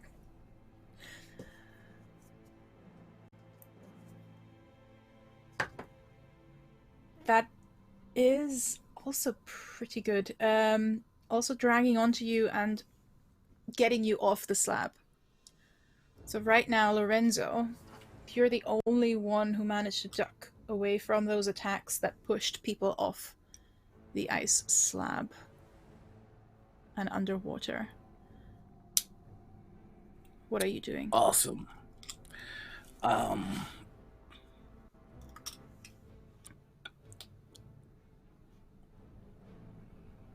So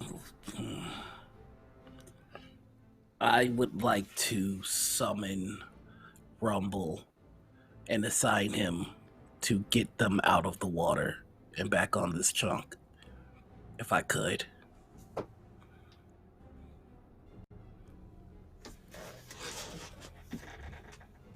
Wait, what? They're Pickle and Phoebe are in the water, right? And So Bastion. am I. But but Bastion is like 30 feet away. Yeah.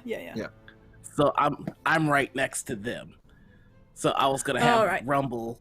I was gonna have Rumble go to get them, and I was going to go get Bastion. Gotcha. All right.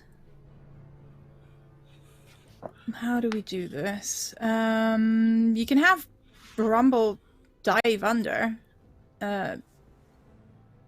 I'm not sure how far he can really drag someone back up. He'd be fighting the creatures sort of underwater. Shit. Oh yeah, that's right. All right.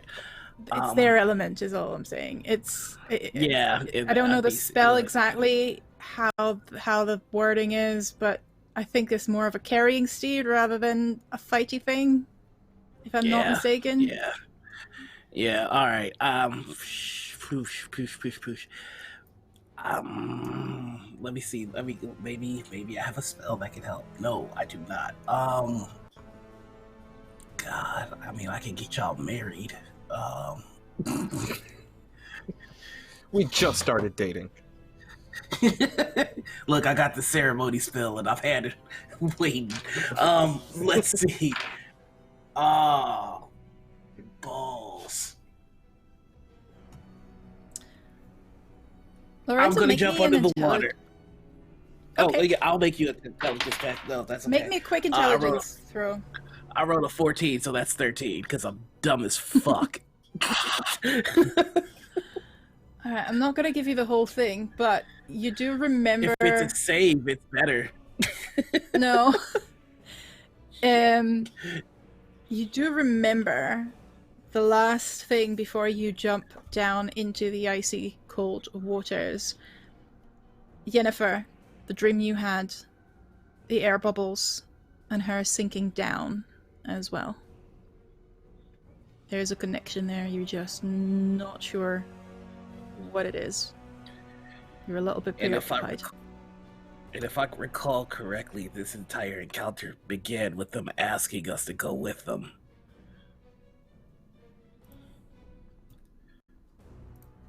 This may not be them killing them. This may be them taking them where we have to have this meeting. I don't like it though. Fuck. I hit things with a hammer. I'm not the think guy. Alright, fine. I'm gonna jump into the goddamn water and I'm gonna hit whatever's grabbing. Well, no, I don't have to worry about Pickle. Pickle's a goddamn beast right now. I'm gonna hit whatever's grabbing Phoebe. I hate this. Roll me that attack as well.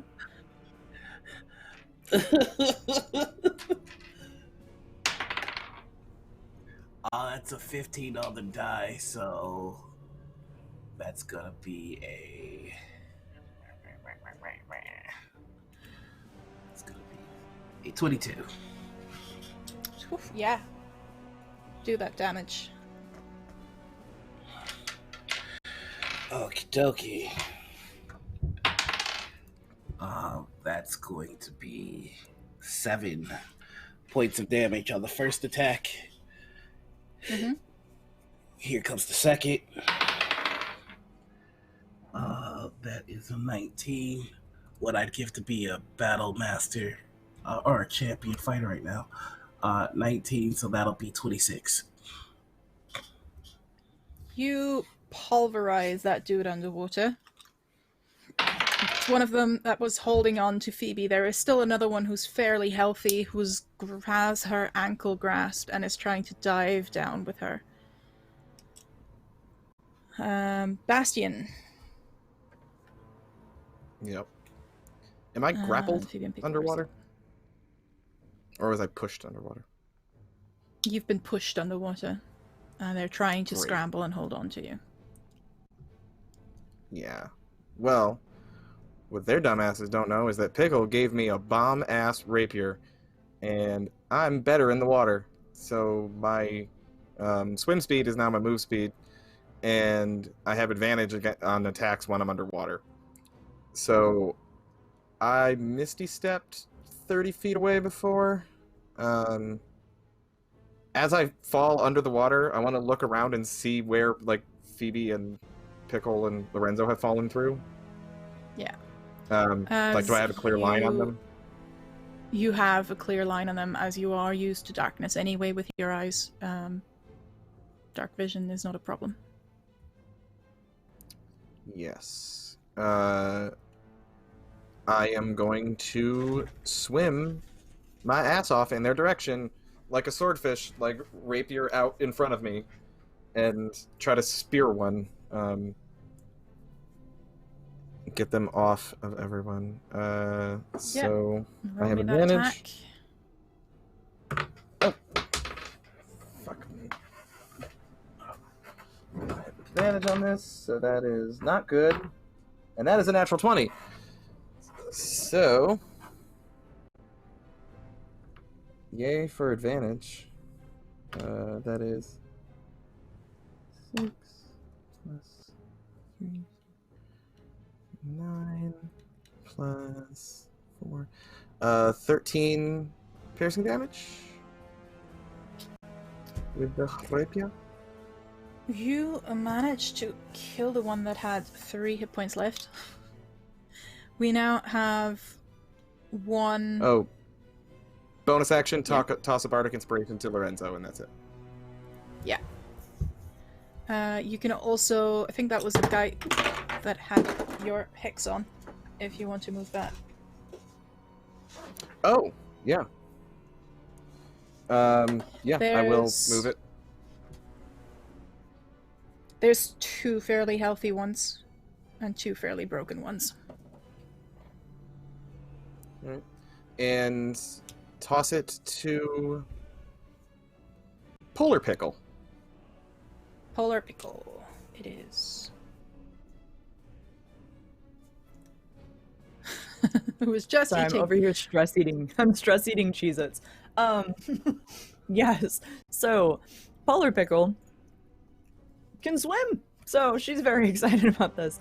And I'm going to swim down towards the one that is pulling Phoebe down. And I'm going to attempt, according to this, I can multi-attack.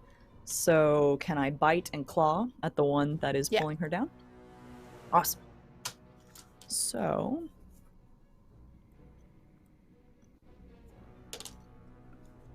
that is a 19 to hit with the bite.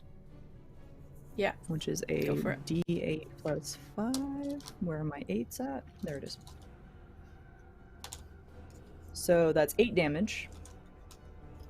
Nice. And then I'll go ahead and take a slash at it too. Not so good. 12 though. Was that still okay? That's still Okay, their perfect. armor class, yeah. Nice. And then that is 2d6 plus 5. So 10 damage. Nice. Getting there. So I'll roll to see if he lets go of Phoebe that way. Oh, fuck, that's an 18. Plus strength. Where is it? Phoebe, roll me a strength check, see if you can beat a 19. Then you can, with the help of Pickle, wriggle your way out.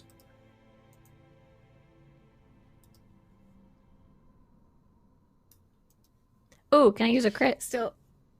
Oh, yeah, you can. I don't want to be in here anymore. Absolutely. Savvy, 1, 2, there. And it is your turn as well. Cool. Oh, I super don't want to be in the water. Phoebe's heavy. She's got a lot of stuff. Okay, I'm going to sort of get out of this thing's grasp. Try to give everybody a little more mobility in this situation. I'm going to try to turn where I can see my friends in the water, and I'm going to cast Water Walk. Which I forgot I had until right now. That is... gives everybody the ability to walk on water. And if you're submerged in liquid, it can carry you to the surface. So you are ballooning up, basically. All of you. Is that a group thing? I think it is. It is up to 10 willing creatures, so yes. Anybody who would like to. So you all feel an invisible hand lifting you as you're starting to return to the surface. Who do you want to pass the torch to? Who do you want to look for? Phoebe. Oh, jeez. I guess Lorenzo. Because he was really doing some hard hits. Sparkly Not really Ray, these things. who just jumped in.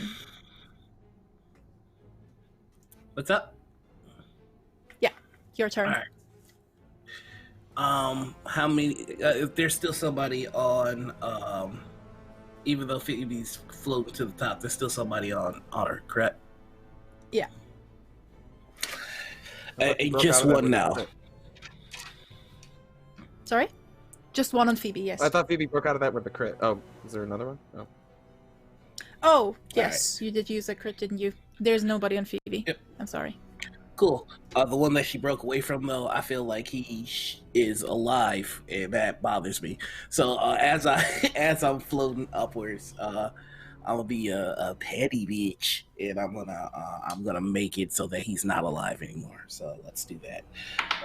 First attack is another 19. God damn it! So that's 26, and the second one is 7, so 14. No, plus 1, 18. So 27 for the other one. Yeah. Yeah. Okay.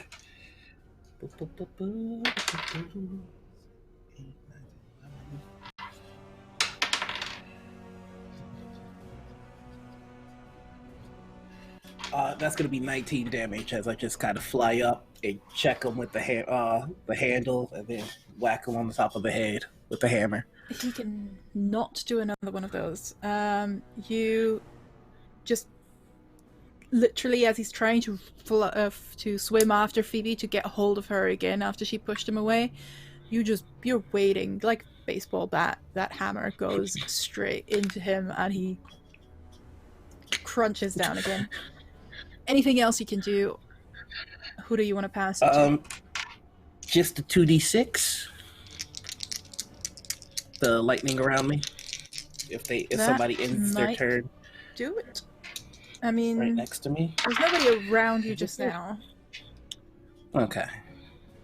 Unless that pushing away with the gun hammer was purely for flavor. So yeah, let's make that one for that dude. You might actually kill him with it. It's just 6 damage. Ah, no, he's still there. If you're like spouting lightning, is this like dropping a poster in a bathtub? Probably. I'm fine. When I had this whole thing in mind, I was wondering about that. And if you use an actual lightning attack, it might happen. But not if it's just, effect right now. Okay, that's okay. Lorenzo. So yeah, I just end my turn on top of the water. That's it. Mm-hmm. And he plops out of the water, standing on the surface. Who are you torching? Who are you passing the torch to? I'm gonna pass the torch on over to Bastion. What's up? Hey, buddy. Am I at the surface of the water? Do you want to do something before you float up?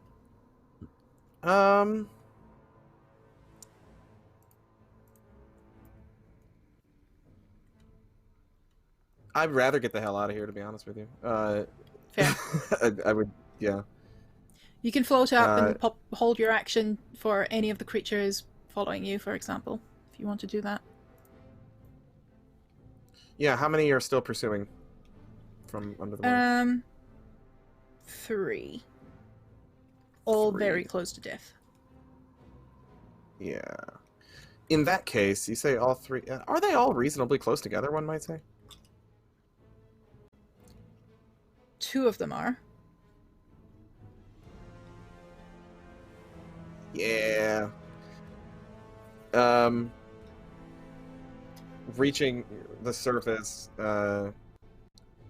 Bastion points the rapier back down at them, and the blade vibrates rapidly, and a bunch of ripples start forming in the water, and then there is like a sonic boom beneath the water, and I cast Shatter, and they both need to make con saves. They do not. 3d8. 5. That is 14 thunder damage to both. One is still there, but barely. The other one is gone. The one that's still there, maybe the one I hexed? Because I did pass my hex. Just saying. You know what? I'll give it to you, but it still won't kill him. You sure? It's only an extra 2. Yes. He's down 10 hit points if you need to know. I don't. Well, take it as a freebie. Who are you passing it to? Pickle. All right. Yeah, Pickle is excited that, oh, I actually attacked something and it worked. Yes, and she's gonna ride that high, and she's going to swim for the closest one, and I'm going to multi-attack it again with a bite and a claw. That is the guy that just is shaking his head, still completely disoriented from Bastion's boom. Okay. Well, I'll go for a bite on him. That is a 12. Just what you need. That is... That's what I need. Thank goodness. These dice are trying to... Oh. 1 damage. No, +5. 6 damage. But I rolled minimum damage. Alright, one more attack. Okay, yep. Let's see. With my claws. That's a 1. So I don't think You have I a crit. hit. He has 4 hit points. I do have a crit. I'm just saying. Yeah, You let can me save use it. my crit. Yeah, I'm gonna Okay. hit him. Yeah, You're so let's hit him. easily tempted. Yeah. Yeah, I'm not gonna Yeah. be so easily duped to giving away my crit. I know what's happening here. 11 damage. It is indeed. One more dude left, and Phoebe. Have I made it up out of the water? Yes, you did. And the one that is still down at the bottom is now coming close to the surface after you claws outstretched. Okay. Very damaged. Then Phoebe is going to try something new. And as it makes its way up towards her, she's going to extend a hand and fire off 2 light, sort of moonlight blue eldritch blasts. Yeah. His face.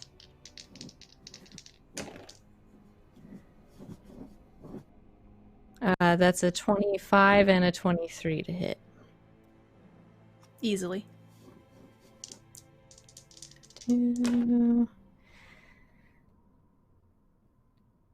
That's 15 force damage total. And you blast him to smithereens. All of you are floating up to the surface. Some more gracefully than others, some leaving a trail of blue blood in the water. But the creatures are gone. And it's eerily quiet.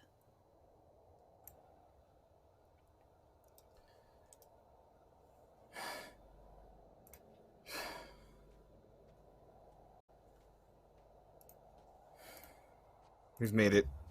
We were all back on the above the ice, or above the water, now on the ice.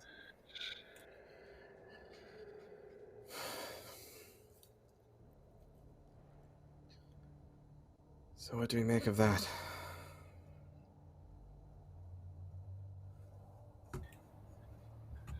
Pretty sure that was the welcome party.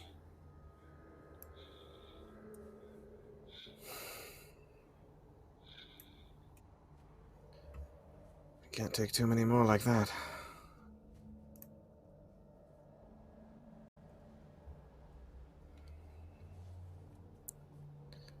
Bloody hell, it's cold.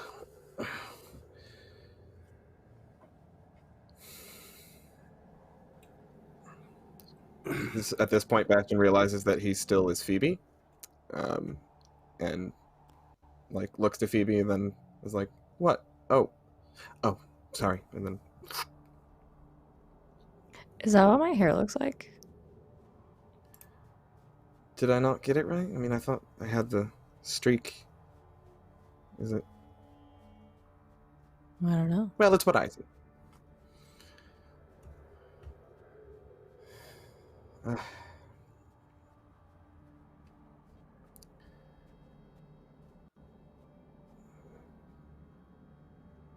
I don't know where we go from here.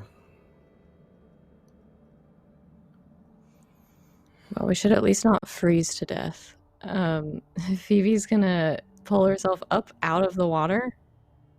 Just stand on the surface. It lasts for an hour, by the way. Oh, cool. Pickle takes this moment, because she's a large beast right now, to appreciate that she is big for once in her life. And after the freeze to death and Phoebe climbs out, she kind of reaches over with a big bear paw and like pulls her into the fur. And like motions towards Bastion and Lorenzo with the other paw. Like, An actual bear hug? yeah, a literal bear hug. Thanks, I have Pickle. to say this is the coolest thing I've seen in some time. Goes in for the hug. And it's an even bigger family hug because all of the bird familiars are joining in too. So it's all three of us, a polar bear, an owl, a raven, and a hawk, all joining in a hug. And as we like get close, Bastion says to Phoebe, by the way, I know you said I could tell you anything, and yeah, I talked to Serestra again, and that's what that was all about. Right. Yeah. Can you look like anyone or just me? Anyone. And he Okay, cool. turns into Pickle. Real Pickle, not It bear. would have been weird if it was just me. No, I think it's any face I know. Yeah. That's really cool. Everything here, Gruulah and all of his minions want you, so I figured it would be a useful distraction.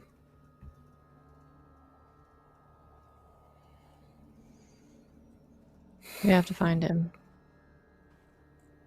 We do. without drowning, preferably. Preferably.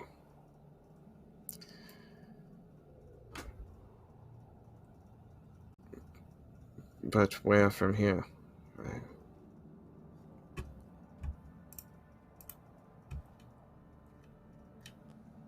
Seems like they may have wanted to take you to him.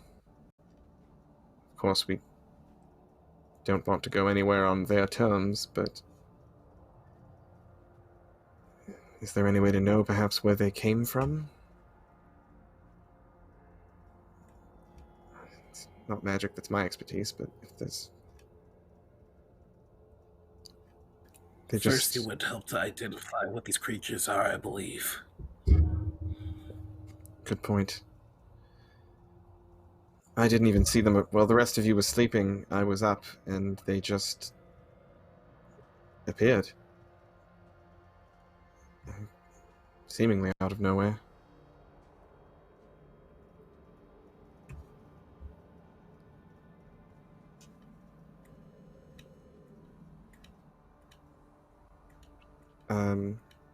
Yeah, I mean, I would like, I guess, I'm dumb as hell, but I would like to try to figure out what these things are somehow.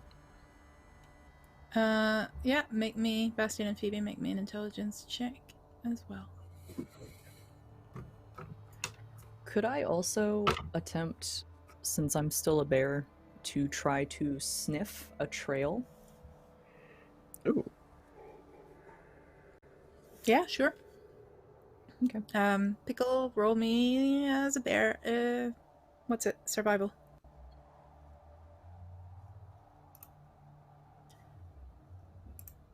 What did you all get?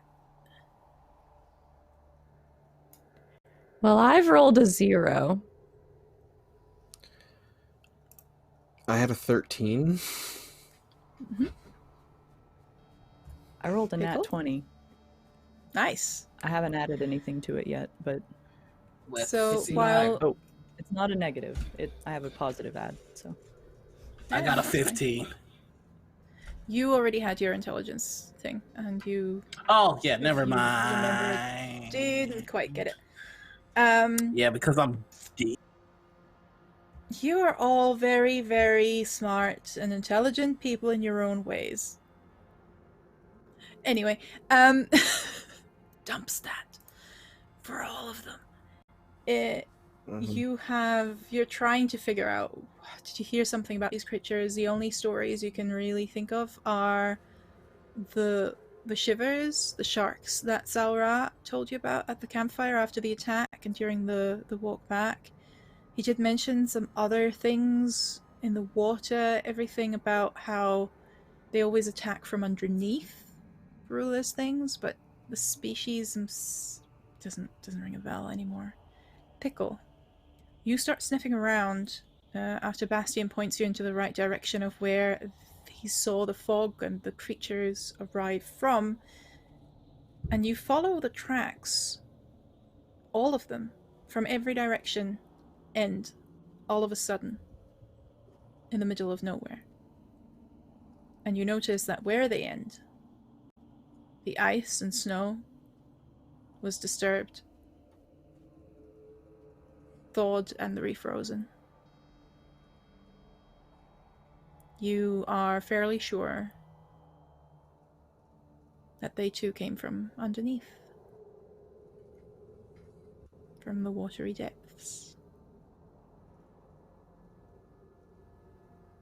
Can I assume it's been probably about a half hour since I first turned into a polar bear? Okay, because it only lasts for a half hour. Yeah.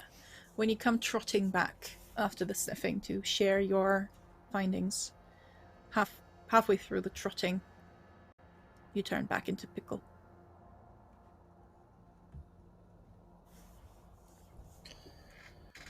So probably a few yards out, y'all just see a little hand waving out of the snow and like trying to claw her way through it. Bastion yes, runs once she over gets to back. get her up. Yeah. Thank you. Yeah, I'll lend a hand. Thank you. I followed the trails, and it looks like they also came out of the water. It looked like the ice had been melted, but then refrozen, and that's where the smell stopped. It came from directly underneath the ice.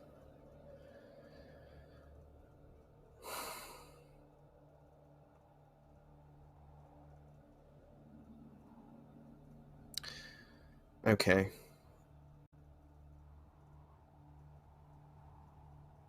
Bastion takes his jacket off and lays it down on the ice and stows his rapier, but keeps it on his hip and just like rolls up his sleeves and gets near the hole in the ice. It says, I'm going to try something.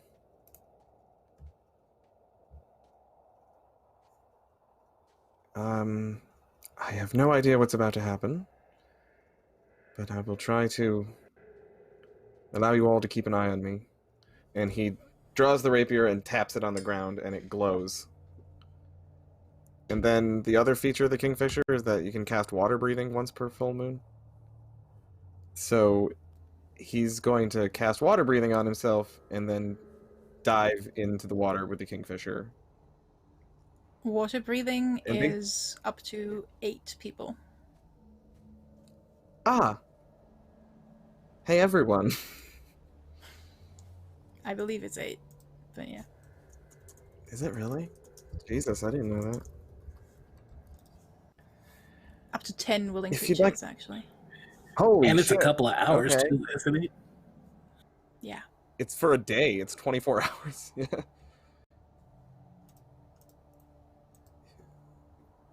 The only way out is down.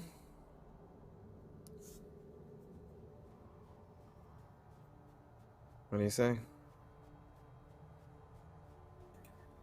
Being able to breathe water and sinking to the bottom of a river. This will be great. You can tell that he's like full on anxious, but he just grabs the stuff. Despite everything else that might be down there, one thing I can say is you won't drown. So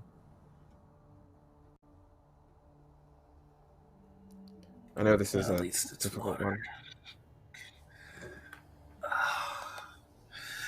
one. Okay. Who's going Cast a Yes. spell. first? What'd you say, Phoebe?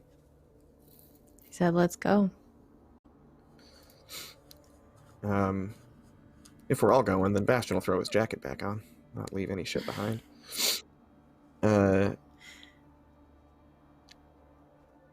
And dive down, sword in hand, into the water. You cast the spell and you prepare yourselves for the cold. You dive, and with the ability to breathe comes, from this particular rapier, the ability to withstand the cold, at least to a certain degree. You're not immediately freezing to death. You dive into darkness, and soon you see the occasional silhouette, the occasional movement in the murky waters, similar to the silhouettes you saw that came to your camp.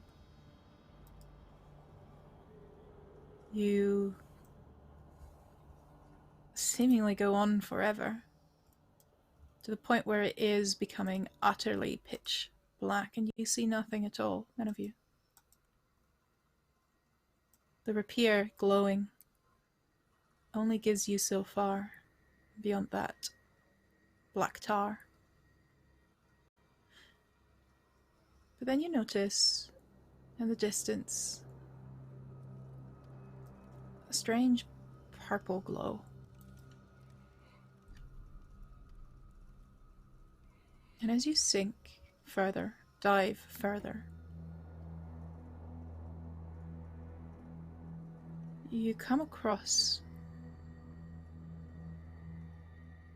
a grotesque statue.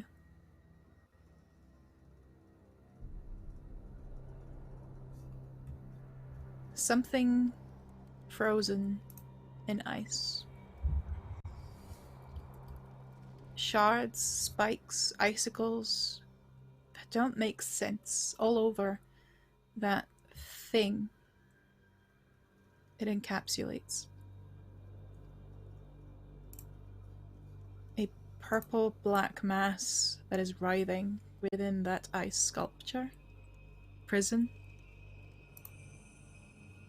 Just ever so often, as you try and swim around this, well, this prison, you notice little tears, little cracks within, where some of that purple glow is leaking. And you notice the silhouettes you saw swim up to bathe, to drink from that glow, and swim away, ignoring you completely. It's the strange snake-like sea people. It's the sharks. It's worm-like creatures, moray-like creatures, dragon-like creatures, little sprites, crabs. Everything here seems to be nourished by that energy that you, Lorenzo, recognize, that antithesis to Phoebe.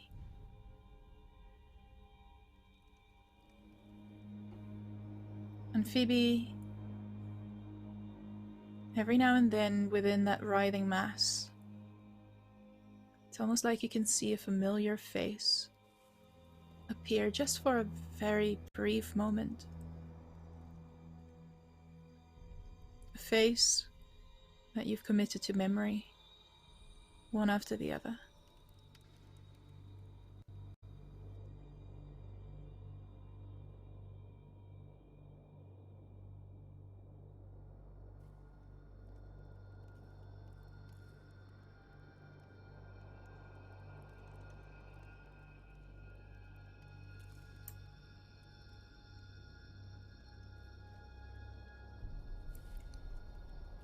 Can we talk underwater with water? I don't think that's in water breathing, but can we do that anyway? Because I would like to avoid that, yes, That? you can. Are you sure?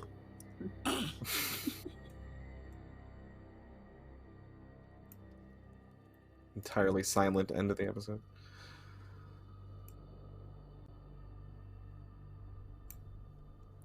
I can see them.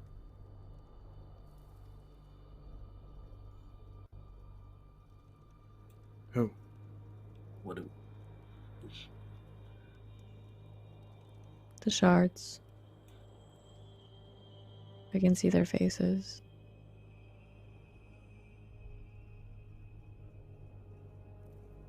In there.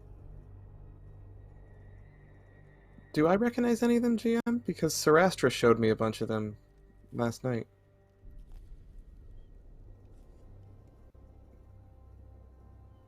When Phoebe points it out, you think you can see faces, but you don't recognize them as such. They were overwhelming when Zarastra showed them to you, and not quite the same level.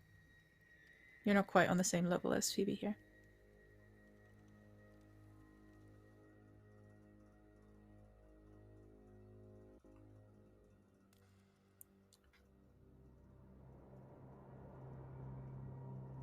Are they alive?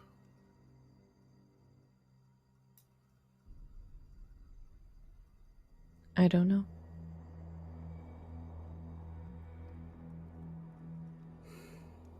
We have to try to get them out. Yeah, let's get a closer look.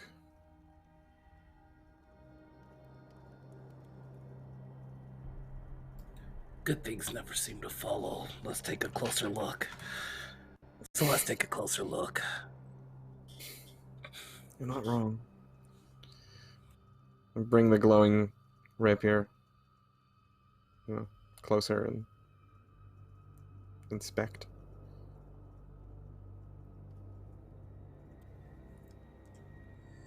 The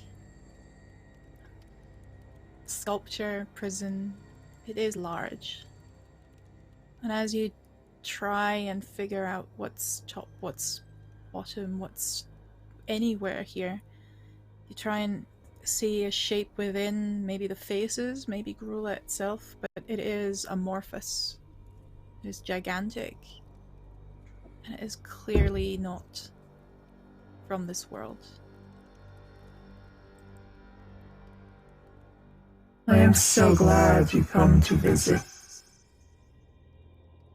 Sister.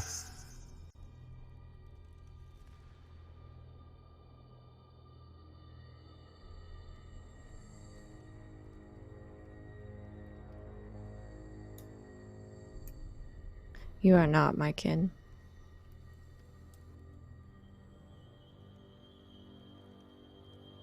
Oh, but I am. There are so many of you here with me, within me. I am them, and they are me.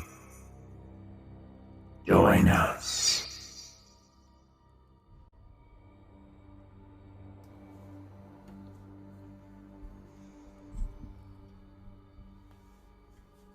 No. You are nothing.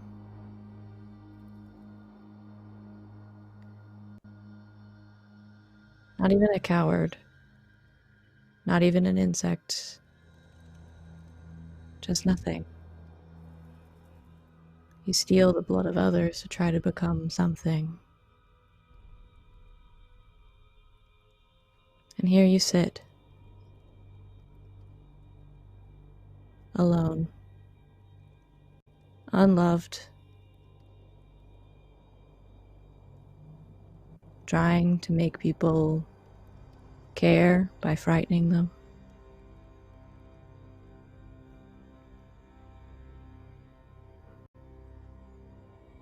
You don't deserve them. Give them back.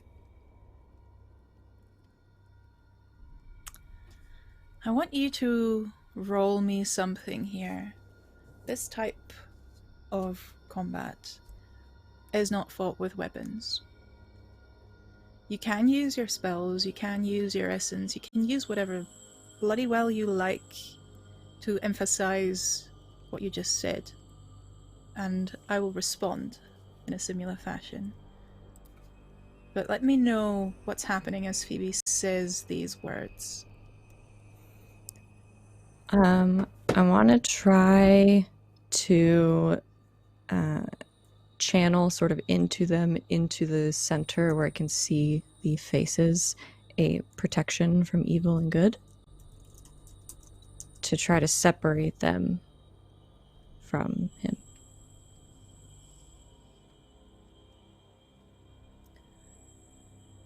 Alright. What is your DC for protection from evil and good? Is that... does that have a DC? I think so.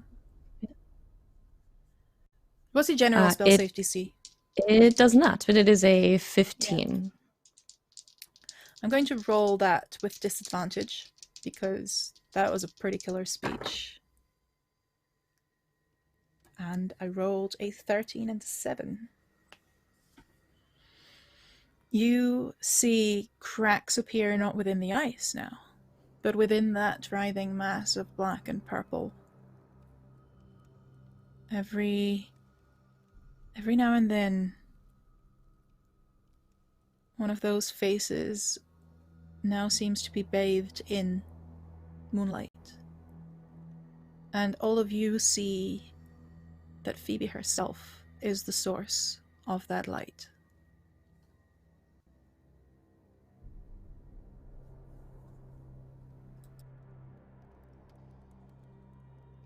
You speak with the voice of your mother.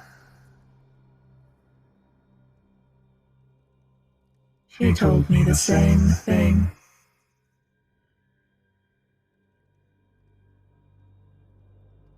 Where is she now, I wonder?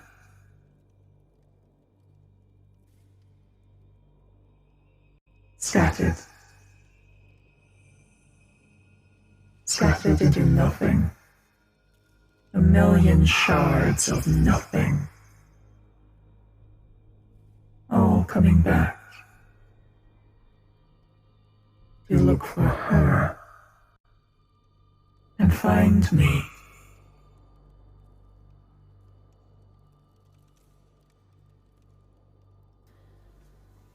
And he's going to try and intimidate you.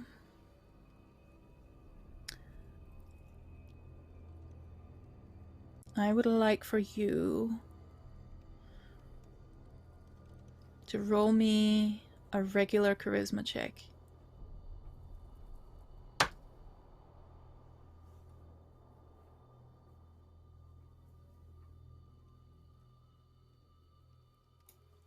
That is a 20 total.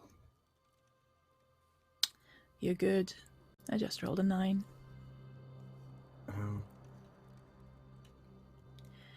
That was bad.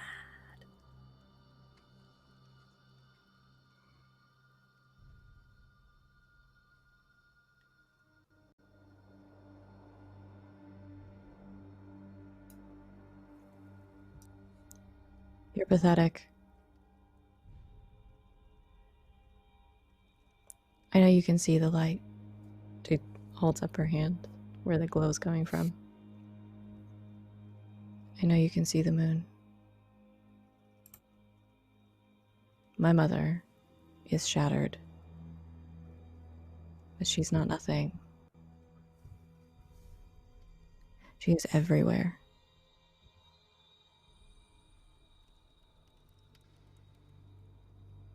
She's inside us.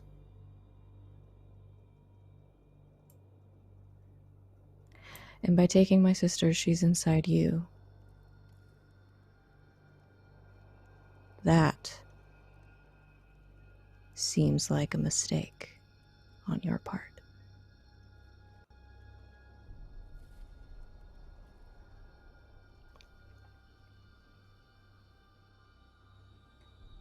I would like to help Phoebe here if I can.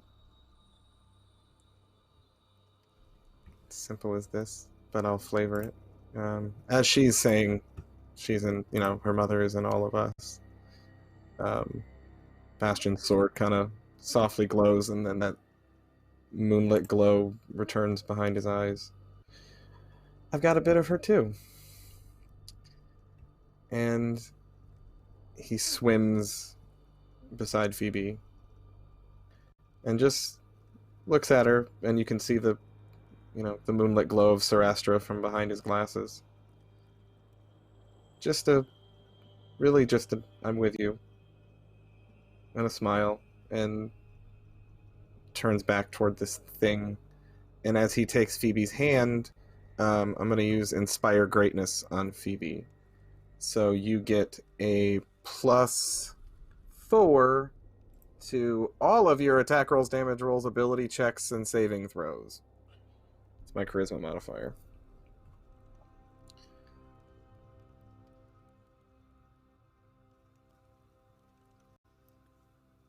Then perhaps. And perhaps I should devour you both.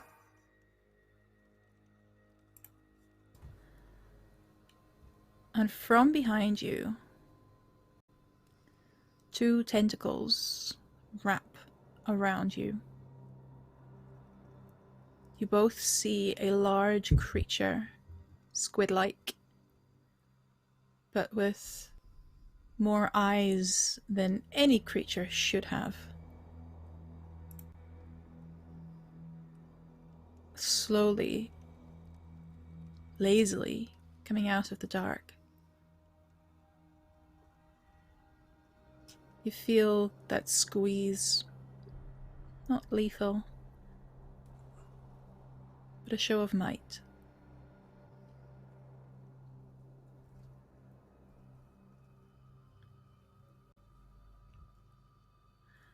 Let's do a contested strength check.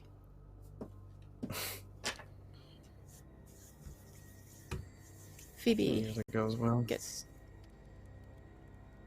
+4 for Phoebe. Yeah. That is a 17 for me. Yeah, I got a 14. I rolled a natural 20, so 26.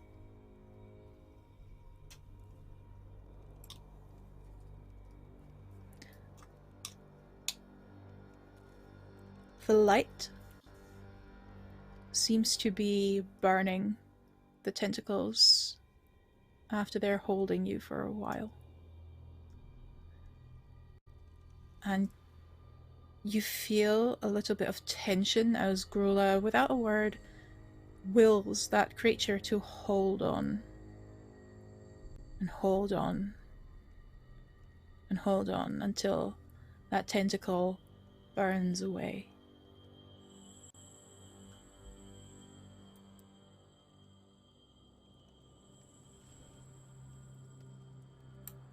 My army rose.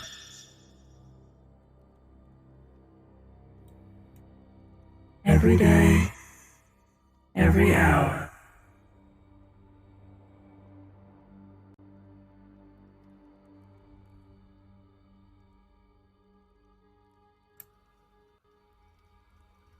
And to what end? You amass an army of thralls, enchanted to do your bidding,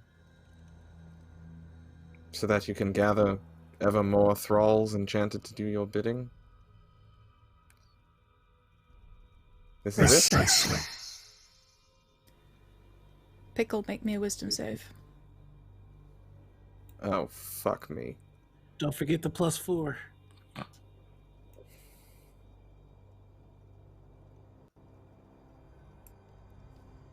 That is a dirty 20. Can I do something at this point? What would you like to do? I'd like to say something to this thing, and then I'd like to cast a spell. In a second. Okay.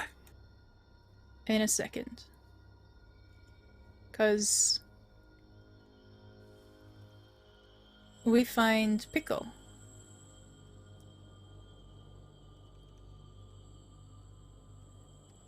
Slowly, but steadily, your mind is clouding. You're a little bit confused just now. At war with yourself and some power that is trying to take you over. Lorenzo. He's just gonna kind of move forward a little bit. It's gonna take a look at Pickle. Does she seem okay? Or is it I can't tell kind of deal? Can't tell just now. Okay. She may be scrunching her nose a little bit, but nothing really obvious. He's going to say, you would do well to work with these two. They come to you with words and understanding, but you got the attention of monsters and storms, and I'm not so understanding. And with that, lightning is going to strike Phoebe, Bastion, and Pickle as they are now under the effect of Bless. Nice. I would work with the peaceful ones if I were you. Alright. Roll me a persuasion check. DC is a 24. I would like to say thank you to my crush, Katrin, for making this a success, as I am going to use my love interest natural 20. So thank you. Yeah, thanks. Thanks, Boo. Love you, girl. Wait, hold on. No, it's Lorenzo. Love you, girl.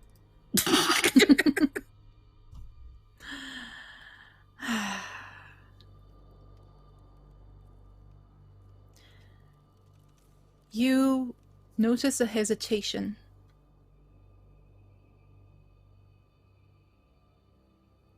Just that, a hesitation. And you feel the attention hopping from one to the next. From Lorenzo to Bastion to Phoebe to Pickle. Pickle, make me another wisdom save.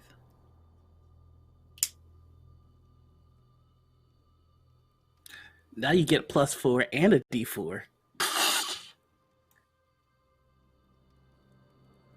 Paladins!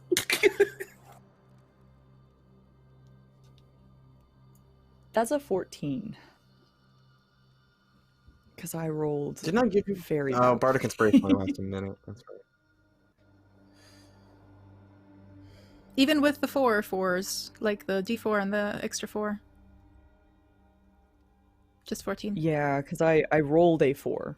So I have a +5 to wisdom, so 9. And then I rolled a 1 on my d4. You are feeling that cloudiness closing in.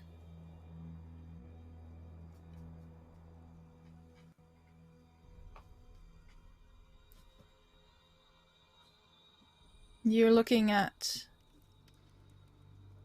Phoebe and Bastion, whose light is almost hurting your eyes. And you're looking at Lorenzo, whose eyes are glowing red. And you're looking at Gruulah, where now you can see within him those faces that Phoebe was talking about. They all look very happy to be there. It seems like a place of peace.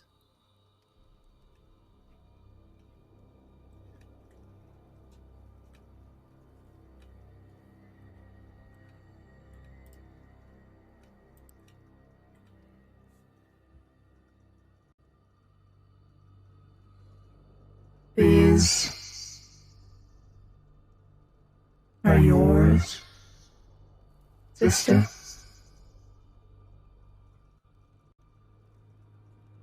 A bloodthirsty storm warrior. A little boy with a toothpick. The girl who wants to be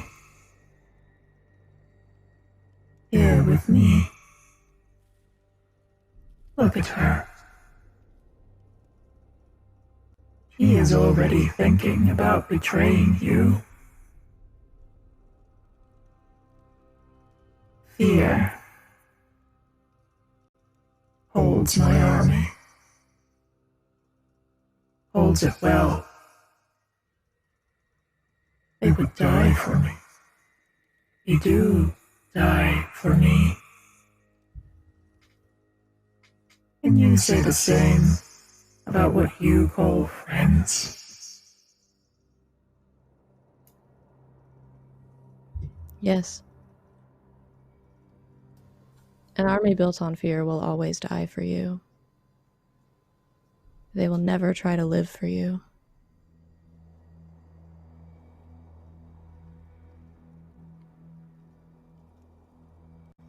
Give them back, or I will burn you from the inside.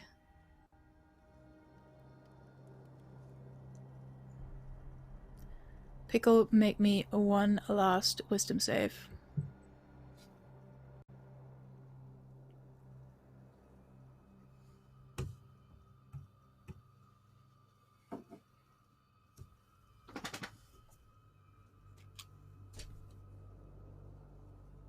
Give her a bardic inspiration. You have 2 left. You've had your help Yeah, action. because right now I'm sitting at a 16. I'm not sure.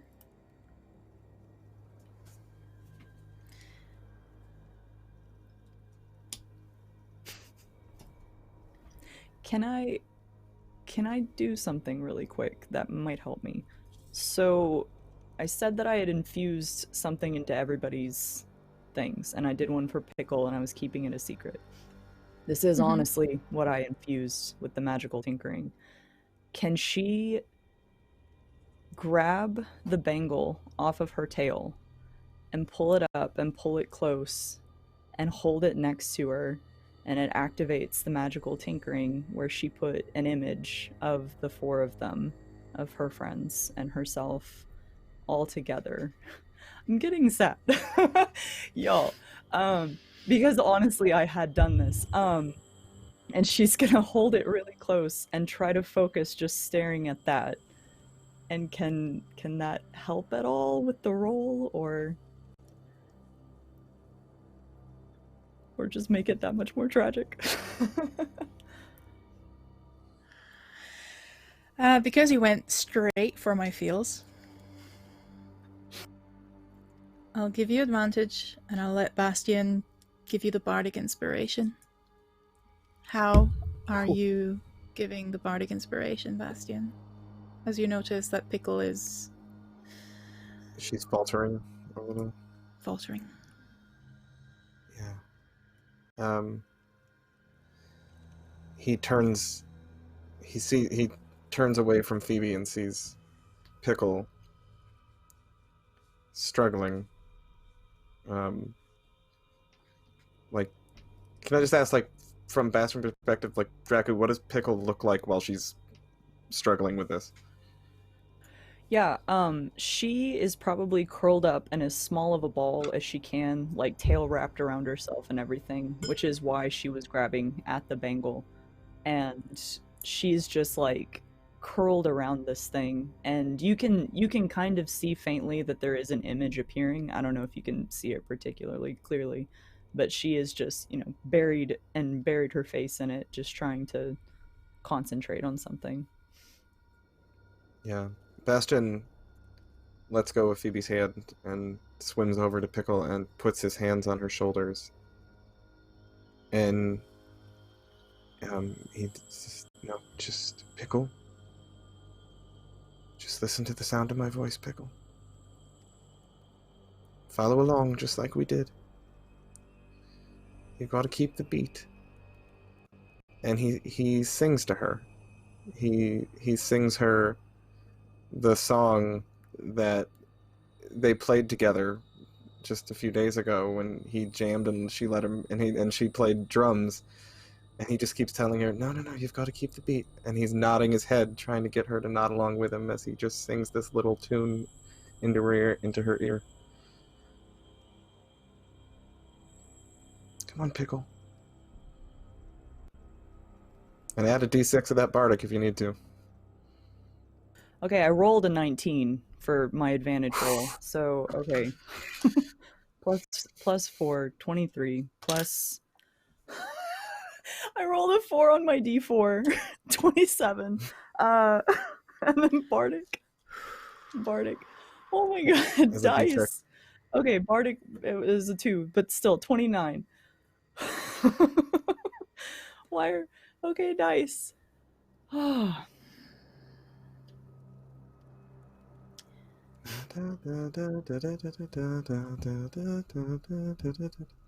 You look at the image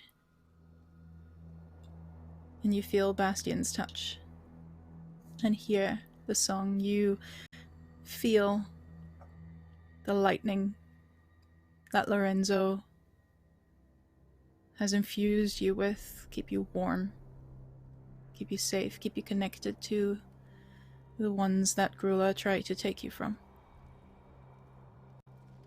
And you look back at its misshapen form, and the faces no longer look happy and peaceful. You see Gruulah for what he is. You all instinctively swim closer to Phoebe, forming a line, forming a unit.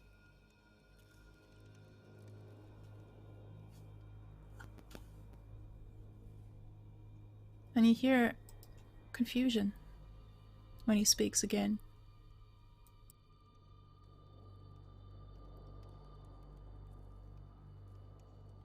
No.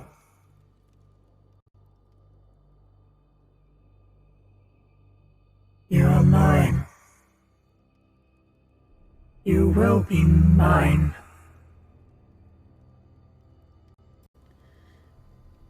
As a light from within that Phoebe planted that seed, nourished by moonlight and song, lightning and trust, starting to grow.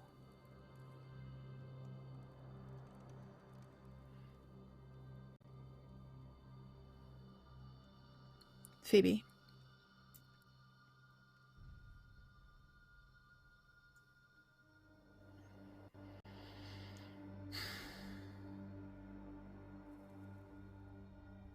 Roll me one last wisdom check. As Gruulah is faltering, is not able to exert the dominance that he is used to.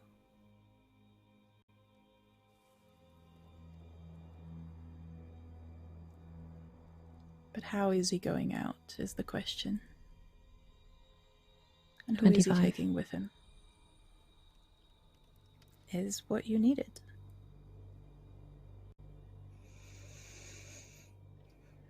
The light reaches many of these faces. Not quite all of them, but many, the ones you remember. And you tried your best to remember them all, but there were so many of them.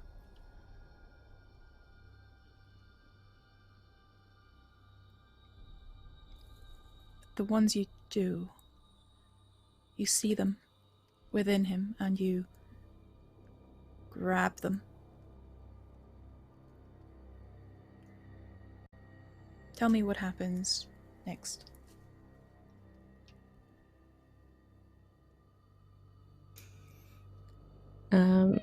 With this light that she has planted, I think Phoebe holds up her hand and a thread of this moonlight sort of connects her to the center of Gruulah and where all these faces are. And as she starts to latch onto them, just little threads of light start snaking off of it and sort of encircling them and pulling them out towards her, as she then channels this like moonbeam energy sort of directly into the center of him after she's pulled out as many as she can to make One good by on her one, threat. the shards break free. And you all see Phoebe struggling, trying her best to get as many as she can. Lorenzo, there is one slipping from her grasp.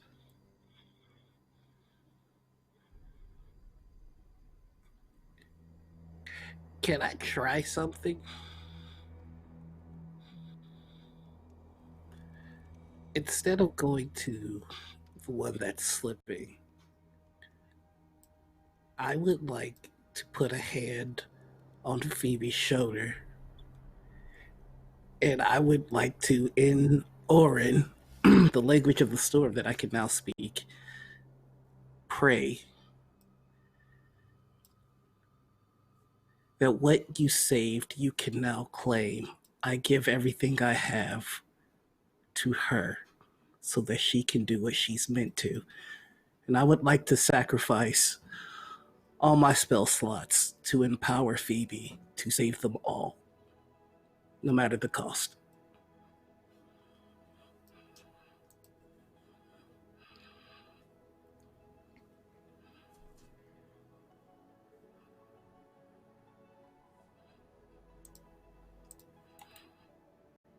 And I'm just basically telling the storm, I don't know why you saved me, but I think this is what it's for. And I want to give it back.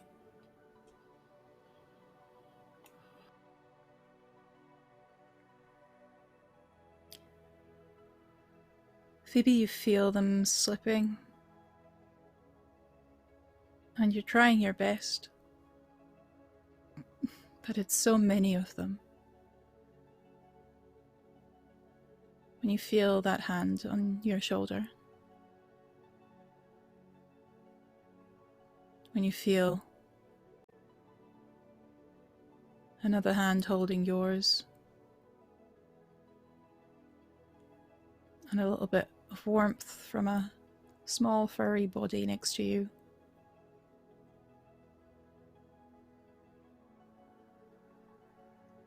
You look at Bastian, you look at Pickle,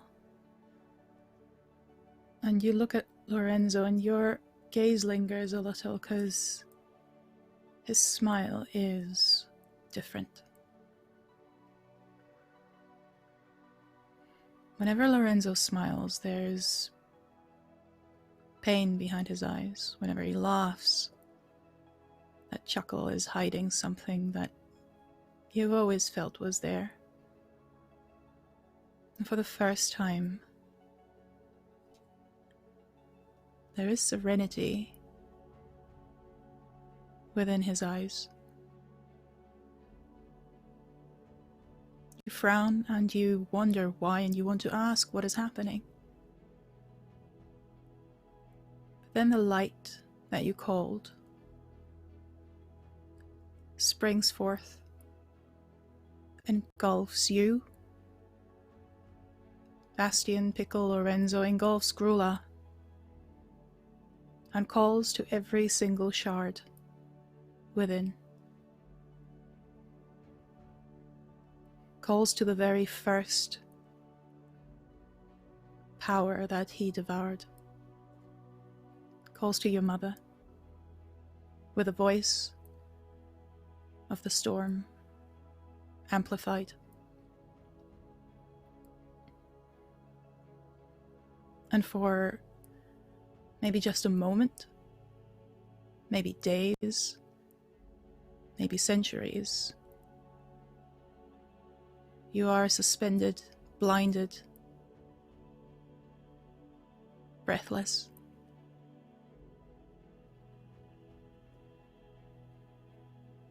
And when you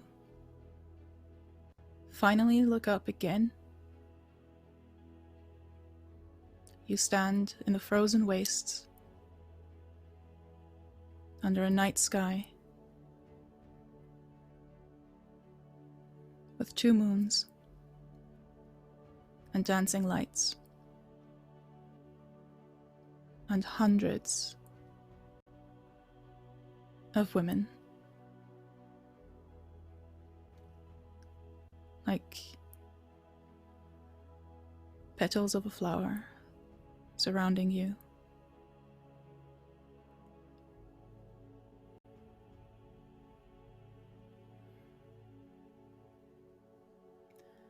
But Lorenzo is gone.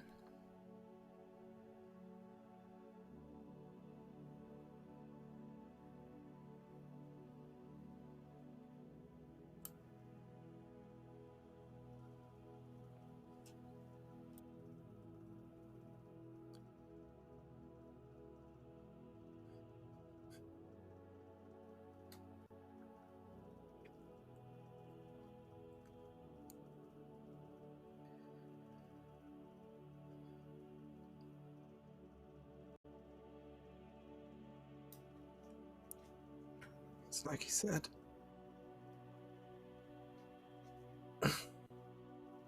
You're the one that brought them all home.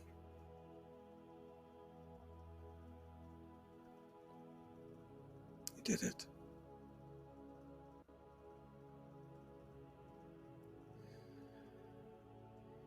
So...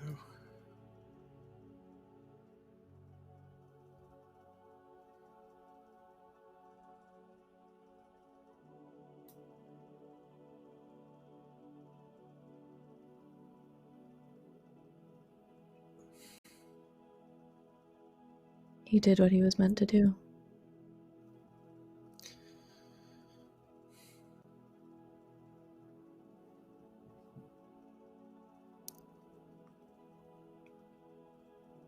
We will carry him with us. All of us.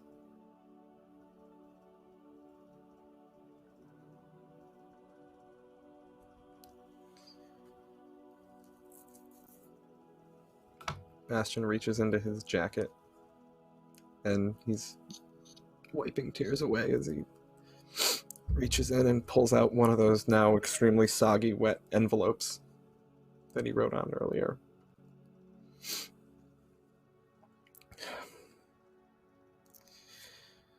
And it's one that has kind of a lump in it. Something in there.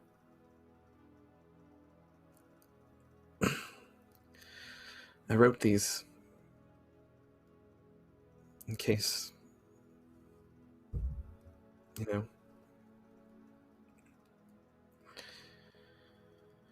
I was gonna give him this in case I didn't make it.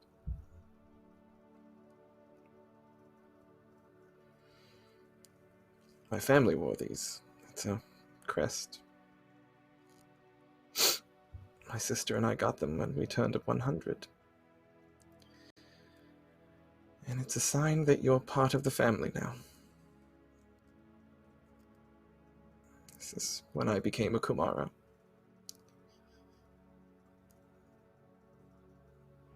He was my brother. He should have had it. Is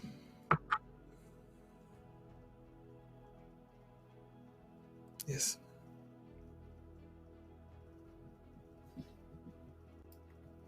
He is my brother.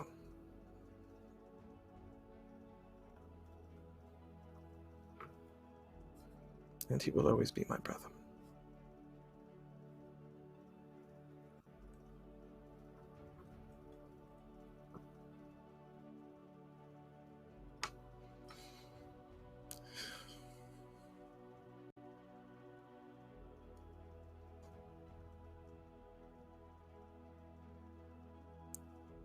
I'd actually begun to warm to the idea of brother-in-law.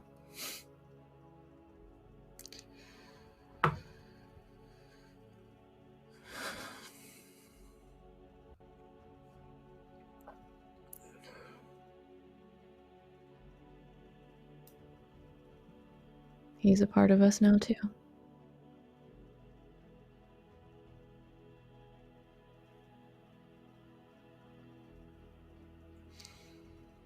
All of us.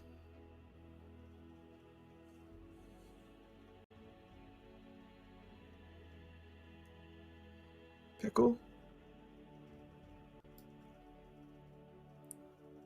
Bastion kneels down in front of her. I know you loved him very much. We all did, but what the two of you had was very special. I know he was a brother to you, too.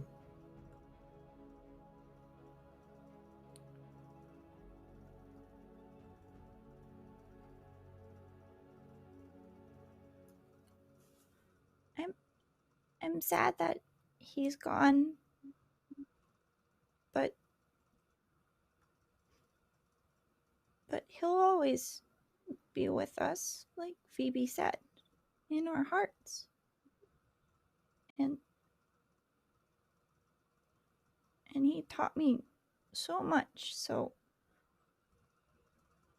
I'll make sure to keep practicing, and I'll make him proud.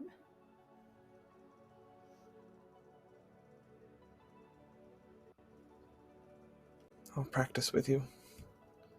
Not as good as he was, but it would make him happy to know that you're still practicing the footwork.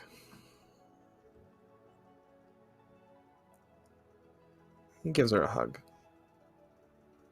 And she hugs back. he gives her a hug that looks like he's trying to comfort her, but as he holds her in, he doesn't let go, and he's crying like into your scarf and into your hood, and just holds on to her tight. And as you're hugging Pickle, trying to comfort her, and Phoebe joins in, there is a familiar nuzzle, a familiar sensation, a familiar sound. As you feel Rumble, his soft nose, trying to poke your neck, your head that is buried in Bastion's coat. The brooch is gone. The little carrot, no longer there. But Rumble is.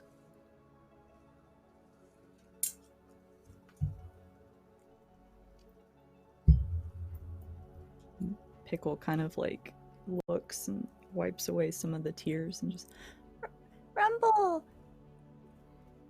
Rumble! and she gives him little scritches on the nose with a very sad smile, but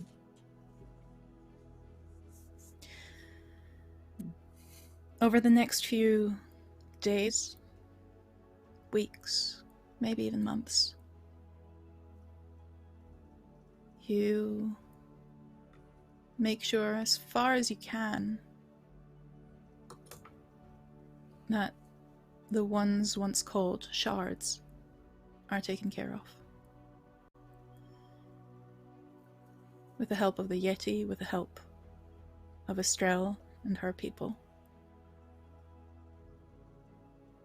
You find either a place for them here or in Snowhaven, or you find a way back home.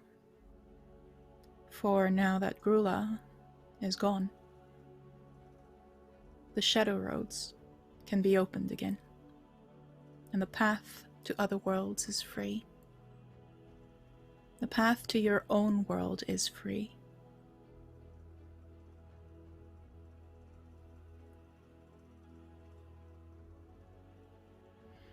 And you, eventually, find yourselves ready to go home. You step onto the Shadow Roads.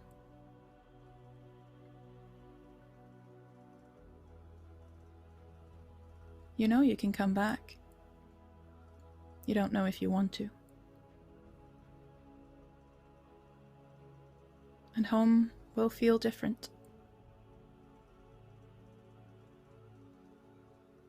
You know you'll have to tell Katrine. You know you'll have to return to Zobek and the Arcane Collegium, and he's not there.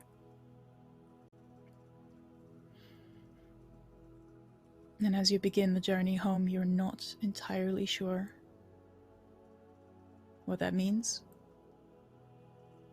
what it will mean.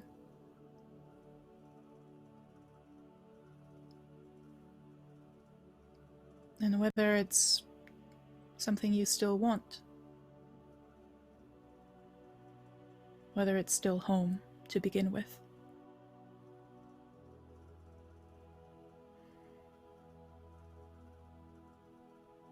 But that's on you. That's for you to find out.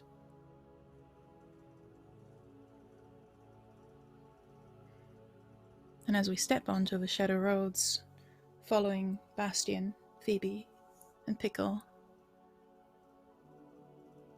And Rumble. and Rumble, neither of them know that in a different world, on a different plane,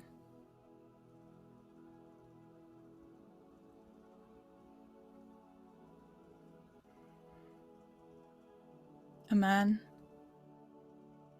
is washed ashore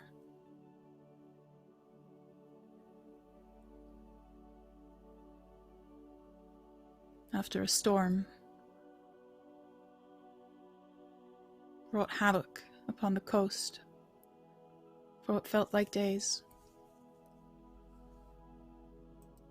We see Lorenzo.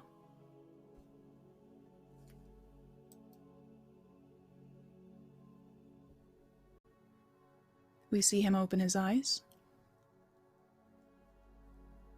We see him cough and spit out salt water that tastes a little bit metallic.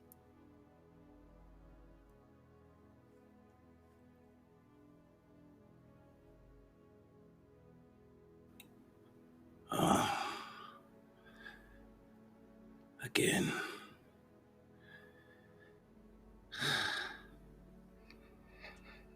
Okay. Again.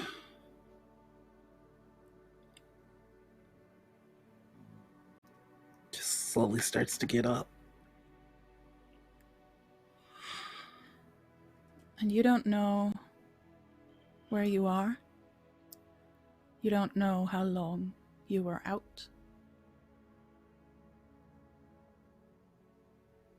And you begin to walk, and you begin to wonder.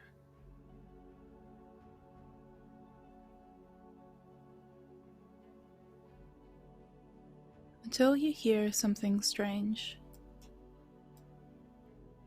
A familiar voice that you cannot quite place. Safe travels, Lorenzo. And, don't be a stranger.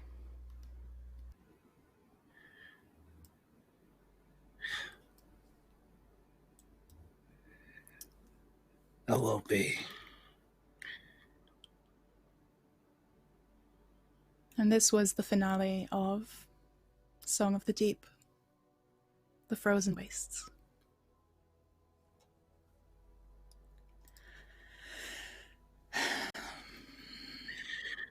And I will drink tonight a lot of whiskey, all the whiskey, and every glass has your fucking name on it.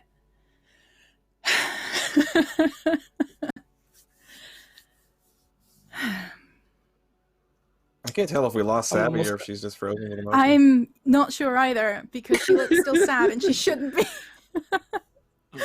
All right. Do we need a God, moment? I hope she's frozen. Do we need a moment, or are you... yeah, her internet just went out. I got a Discord message. I am so sorry, Savvy. Oh, that sucks. Oh, no. Oh, God, I'm going to screenshot that, though, but still. How's chat doing as well?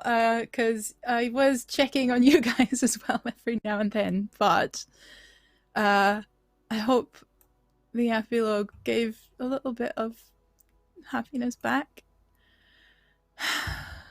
Hi, Shiny Stevie. Thank you so much for sticking with us, even though you just joined in. That's precisely what happened to me with Where Black Roses Bloom, so I fully get you.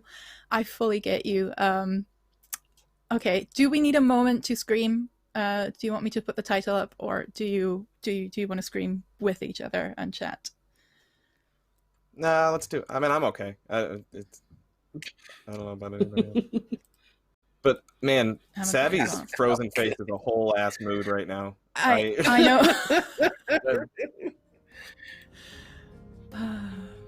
Oh, one last time. Our intro. All right. Last time. Relax, have a drink with me. Okay. How are we all doing? I'm going to start to give you some time to recuperate. I am so grateful for this and for sticking with me today, of course, and through these 2 seasons, through ups and downs, and through lots and lots of feels again and again and again. Very often self-inflicted, I will say that as well, to my own defense, but I would not have missed it for the world, and I think this was a very fitting end for now. We'll see. But I just want to say thanks for allowing me to kind of half guide, half being dragged along your journey. And I'm going to now kind of ask Colin to do the next thing before I get emotional. So, Colin, do a thing, please. Getting emotional is absolutely allowed here and encouraged, and all considering. There was just one thing I just thought of that just thinking of just losing Lorenzo and what that means. And it was pointed out to me by several people that in the last episode, despite the I think the way you phrased it, Lydia, was long-winded declaration of sorts that Bastion made to Phoebe in the last episode. At no point did he ever say "I love you" in that entire scene. And I just think that before they all leave, just losing Lorenzo, I just don't think Bastion would ever miss an opportunity to say "I love you" ever again. Now that his best friend is gone. And he may not have ever said that to Lorenzo either. I don't It's not Actually, something that he's they good did. at. Did they? Yes, they I did. don't remember. I don't remember it. I'm sure you're right, but I just don't remember it. I remember last Oh, no, I was episode just you like- said I love you all, but Yeah. I remember that. But regardless, you don't miss a chance, and you know your friend may not be there, and you may not get another chance to do it. So I think he'd become much more free with expressing what he feels for Phoebe, but then also for his best friend now, you know, Pickle. And the weight of stepping into the kind of big brother role that Lorenzo had with Pickle. It's just that's it's tragic and beautiful. What do we normally do with this part, Lydia? Is this the part where I do plugs and shit, or like I can't do plugs right now? Come on, I'm way too all over the place. No. Let's move it over to Pickle to do the plugs later. But also, I want to see if Phoebe can maybe Savvy, because that's two different people. But Savvy, yeah, she lost internet. For once, it's not Comcast's fault, it's Spectrum. But I'll see if she wants to say anything, and I'll read it out. But Pickle, how are you doing? How's Draco doing? And what do you think Pickle will make of this now that Lorenzo is, at least as far as she knows, gone? Yeah. Draco's doing fine. Little sad, but that's all right. That's to be expected. I have to show emotion every now and again. That's human. That's all right. Pickle is probably lying to herself about how sad she is. She's probably trying to put on that happy face and like try to remind herself like, no, you know, he may be gone, but you know, he's still with me, he's in my heart, and try to reassure herself like that. But she's gonna have to reconcile with that at some point. Rumble will help. Rumble will definitely help. I think I myself, immediately as soon as she's able, she'll infuse something, she'll magically tinker to have a little lightning bolt appear over Rumble, just to constantly have that reminder. Because yeah, I think Lorenzo was probably like the closest thing to family. I mean, they're all obviously very close, but especially with Lorenzo, kind of her big brother essentially. So this is going to be a hard one for her to handle. But yeah, good solid way to go. If he had to go, that was very emotionally feely and good. So yeah. And speaking of the emotional feely boy, Lorenzo. Hey y'all. Hey. This was good. This was fun. This was good. I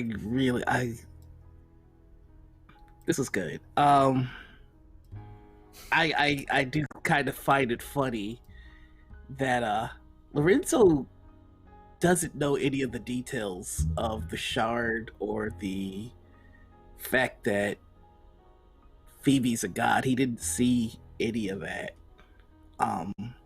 What informed his decision to make that plea to the storm is he came in fully intending to fight this thing as a monster.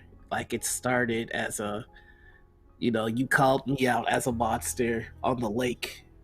Now I'm gonna come here and show you what a real monster's about. And that's why he came in with the red eyes, but seeing his family fight it with light and love, it kind of flipped the switch. And also everybody to him showed Lorenzo that they're good. They're good. They're gonna be fine. They're gonna be okay.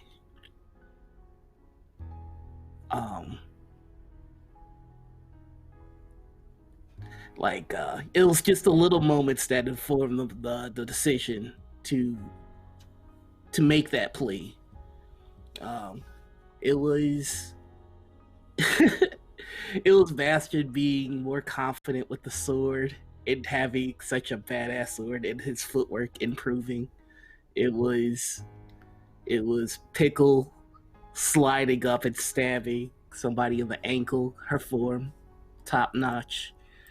And it was Phoebe continuously being a staunch guard for everybody. And I think when he realized that it was Phoebe's light that was going to win this,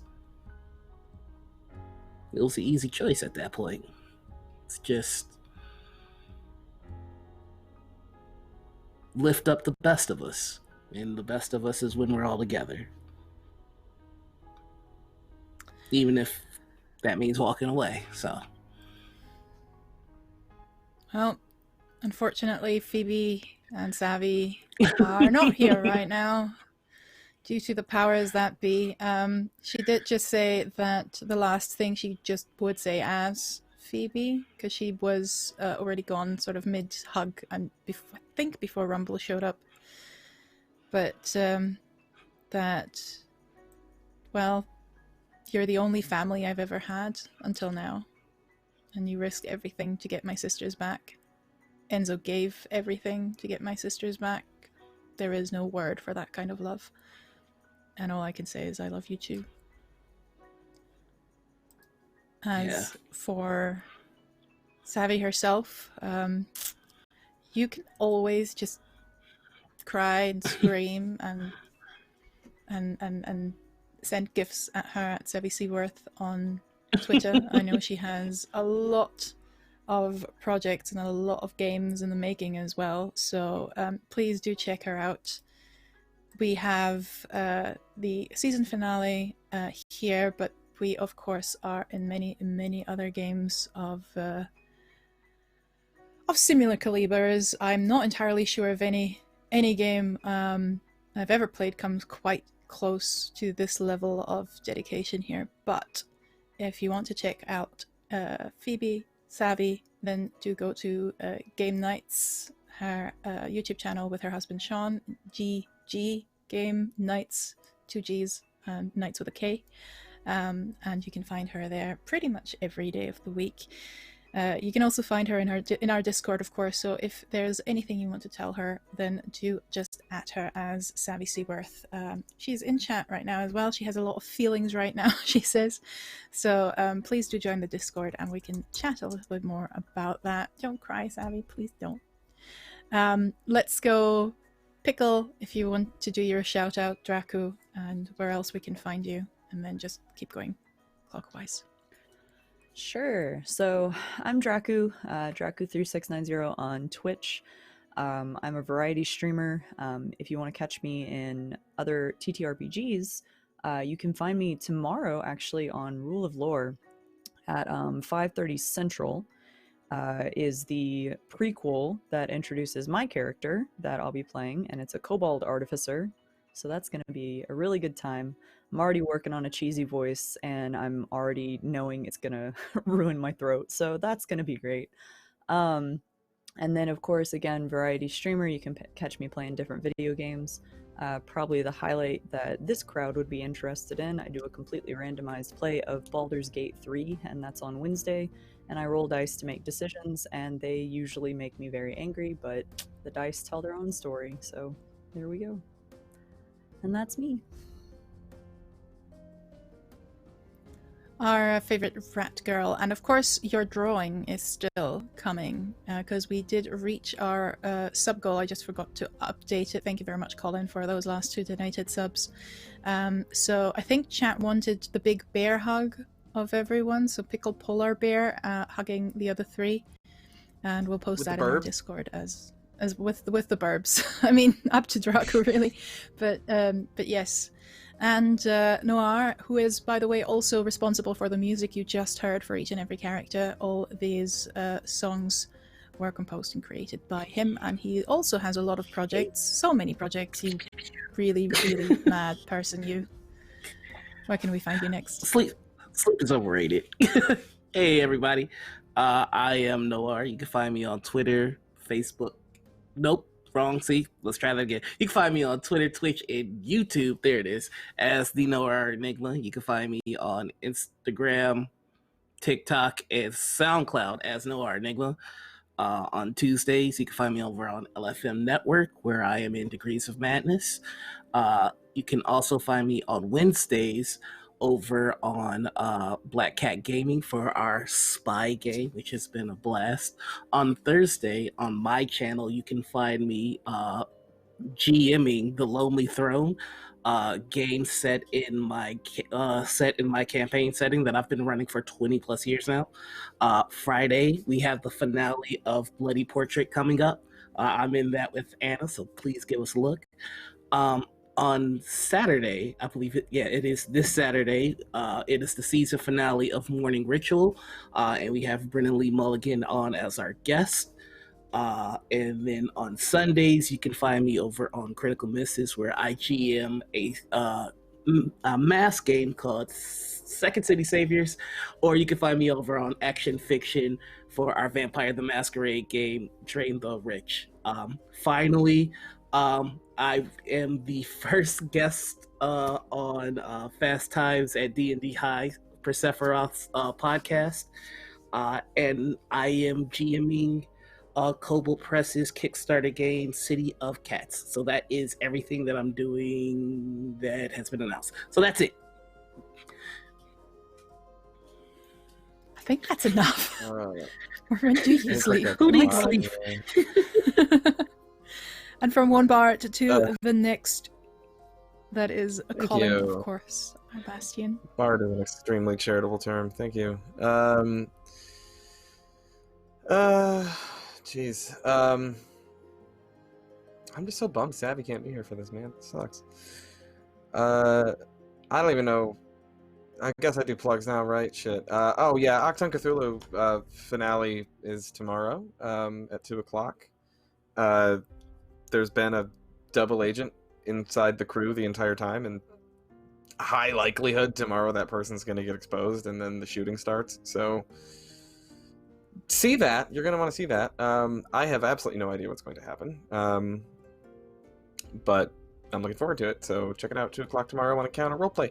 And then Friday I play Pathfinder on Master the Game, where I play, I mean, I'm going to miss Bastion a lot, because this boy is very, very close to my heart. But Balthazar is a unique kind of close to my heart.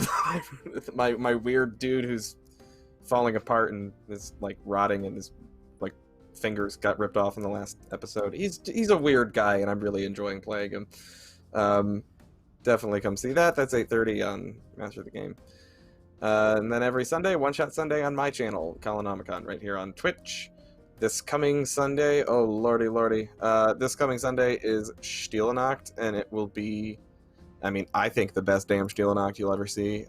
This is an absolutely ridiculously good crew of people that are going to be doing it, and for once I'm going to break my rule and actually shout out a full cast, because it's going to be GM'd by Kat, who is one of the best freaking Steelanacht GMs you'll ever see. Also going to have myself, Lydia, over here, Pope, World Build, Prax, and Donathan Fry, all in that game. And it's going to be ridiculous, and you should absolutely watch it. So that's 7 o'clock on Sunday on my channel, twitch.tv/Kalinomicon. And that is all for me. Good night and good luck. Pretty sure you stole that one. I And did. of course, I am Lydia. I'm Half-Arsed Hermit, and I have had the privilege to GM this fantastic crew, and hopefully some point down the line once more. I will take a little bit of a break and just focus on one-shots for a while, because I cannot fucking do something like this every week, or even more than that. because I need to breathe every now and then, people. But of course, I will be on Encounter Roleplay behind the scenes, so do join the Discord if you want to chat, or if you want to join any of the video game evenings we have there, or if you want to apply yourself for one of the future shows we have. Next season starts at the end of January, so it's the right time to join Discord for that. You can also find me, as Colin said, on Stille Nacht on Sunday and in the Colinomicon channel every now and then for GM Postmortem too. So if you do like Stille Nacht, then come back for that, because we have the game and we have an interview coming up with the creator, with Petra as well. Apart from that, Half-Hour's Hermit on all socials, and do please have a look at our YouTube videos if you just joined in, and if you liked what these people were bringing to the table. We have all our videos there. We of course would also appreciate a subscribe and a comment, because algorithm makes the world go round, and we want to hear what you thought about this whole season that we brought to you. So just let us know, please, please, please. We are literally begging at this point. And apart from that, I hope you have a wonderful evening. I hope you enjoy your own crew as much as I enjoy these fuckers. And I'm going to sign off now before there's more weird compliments coming, because I'm not built for them. Anyway, goodbye.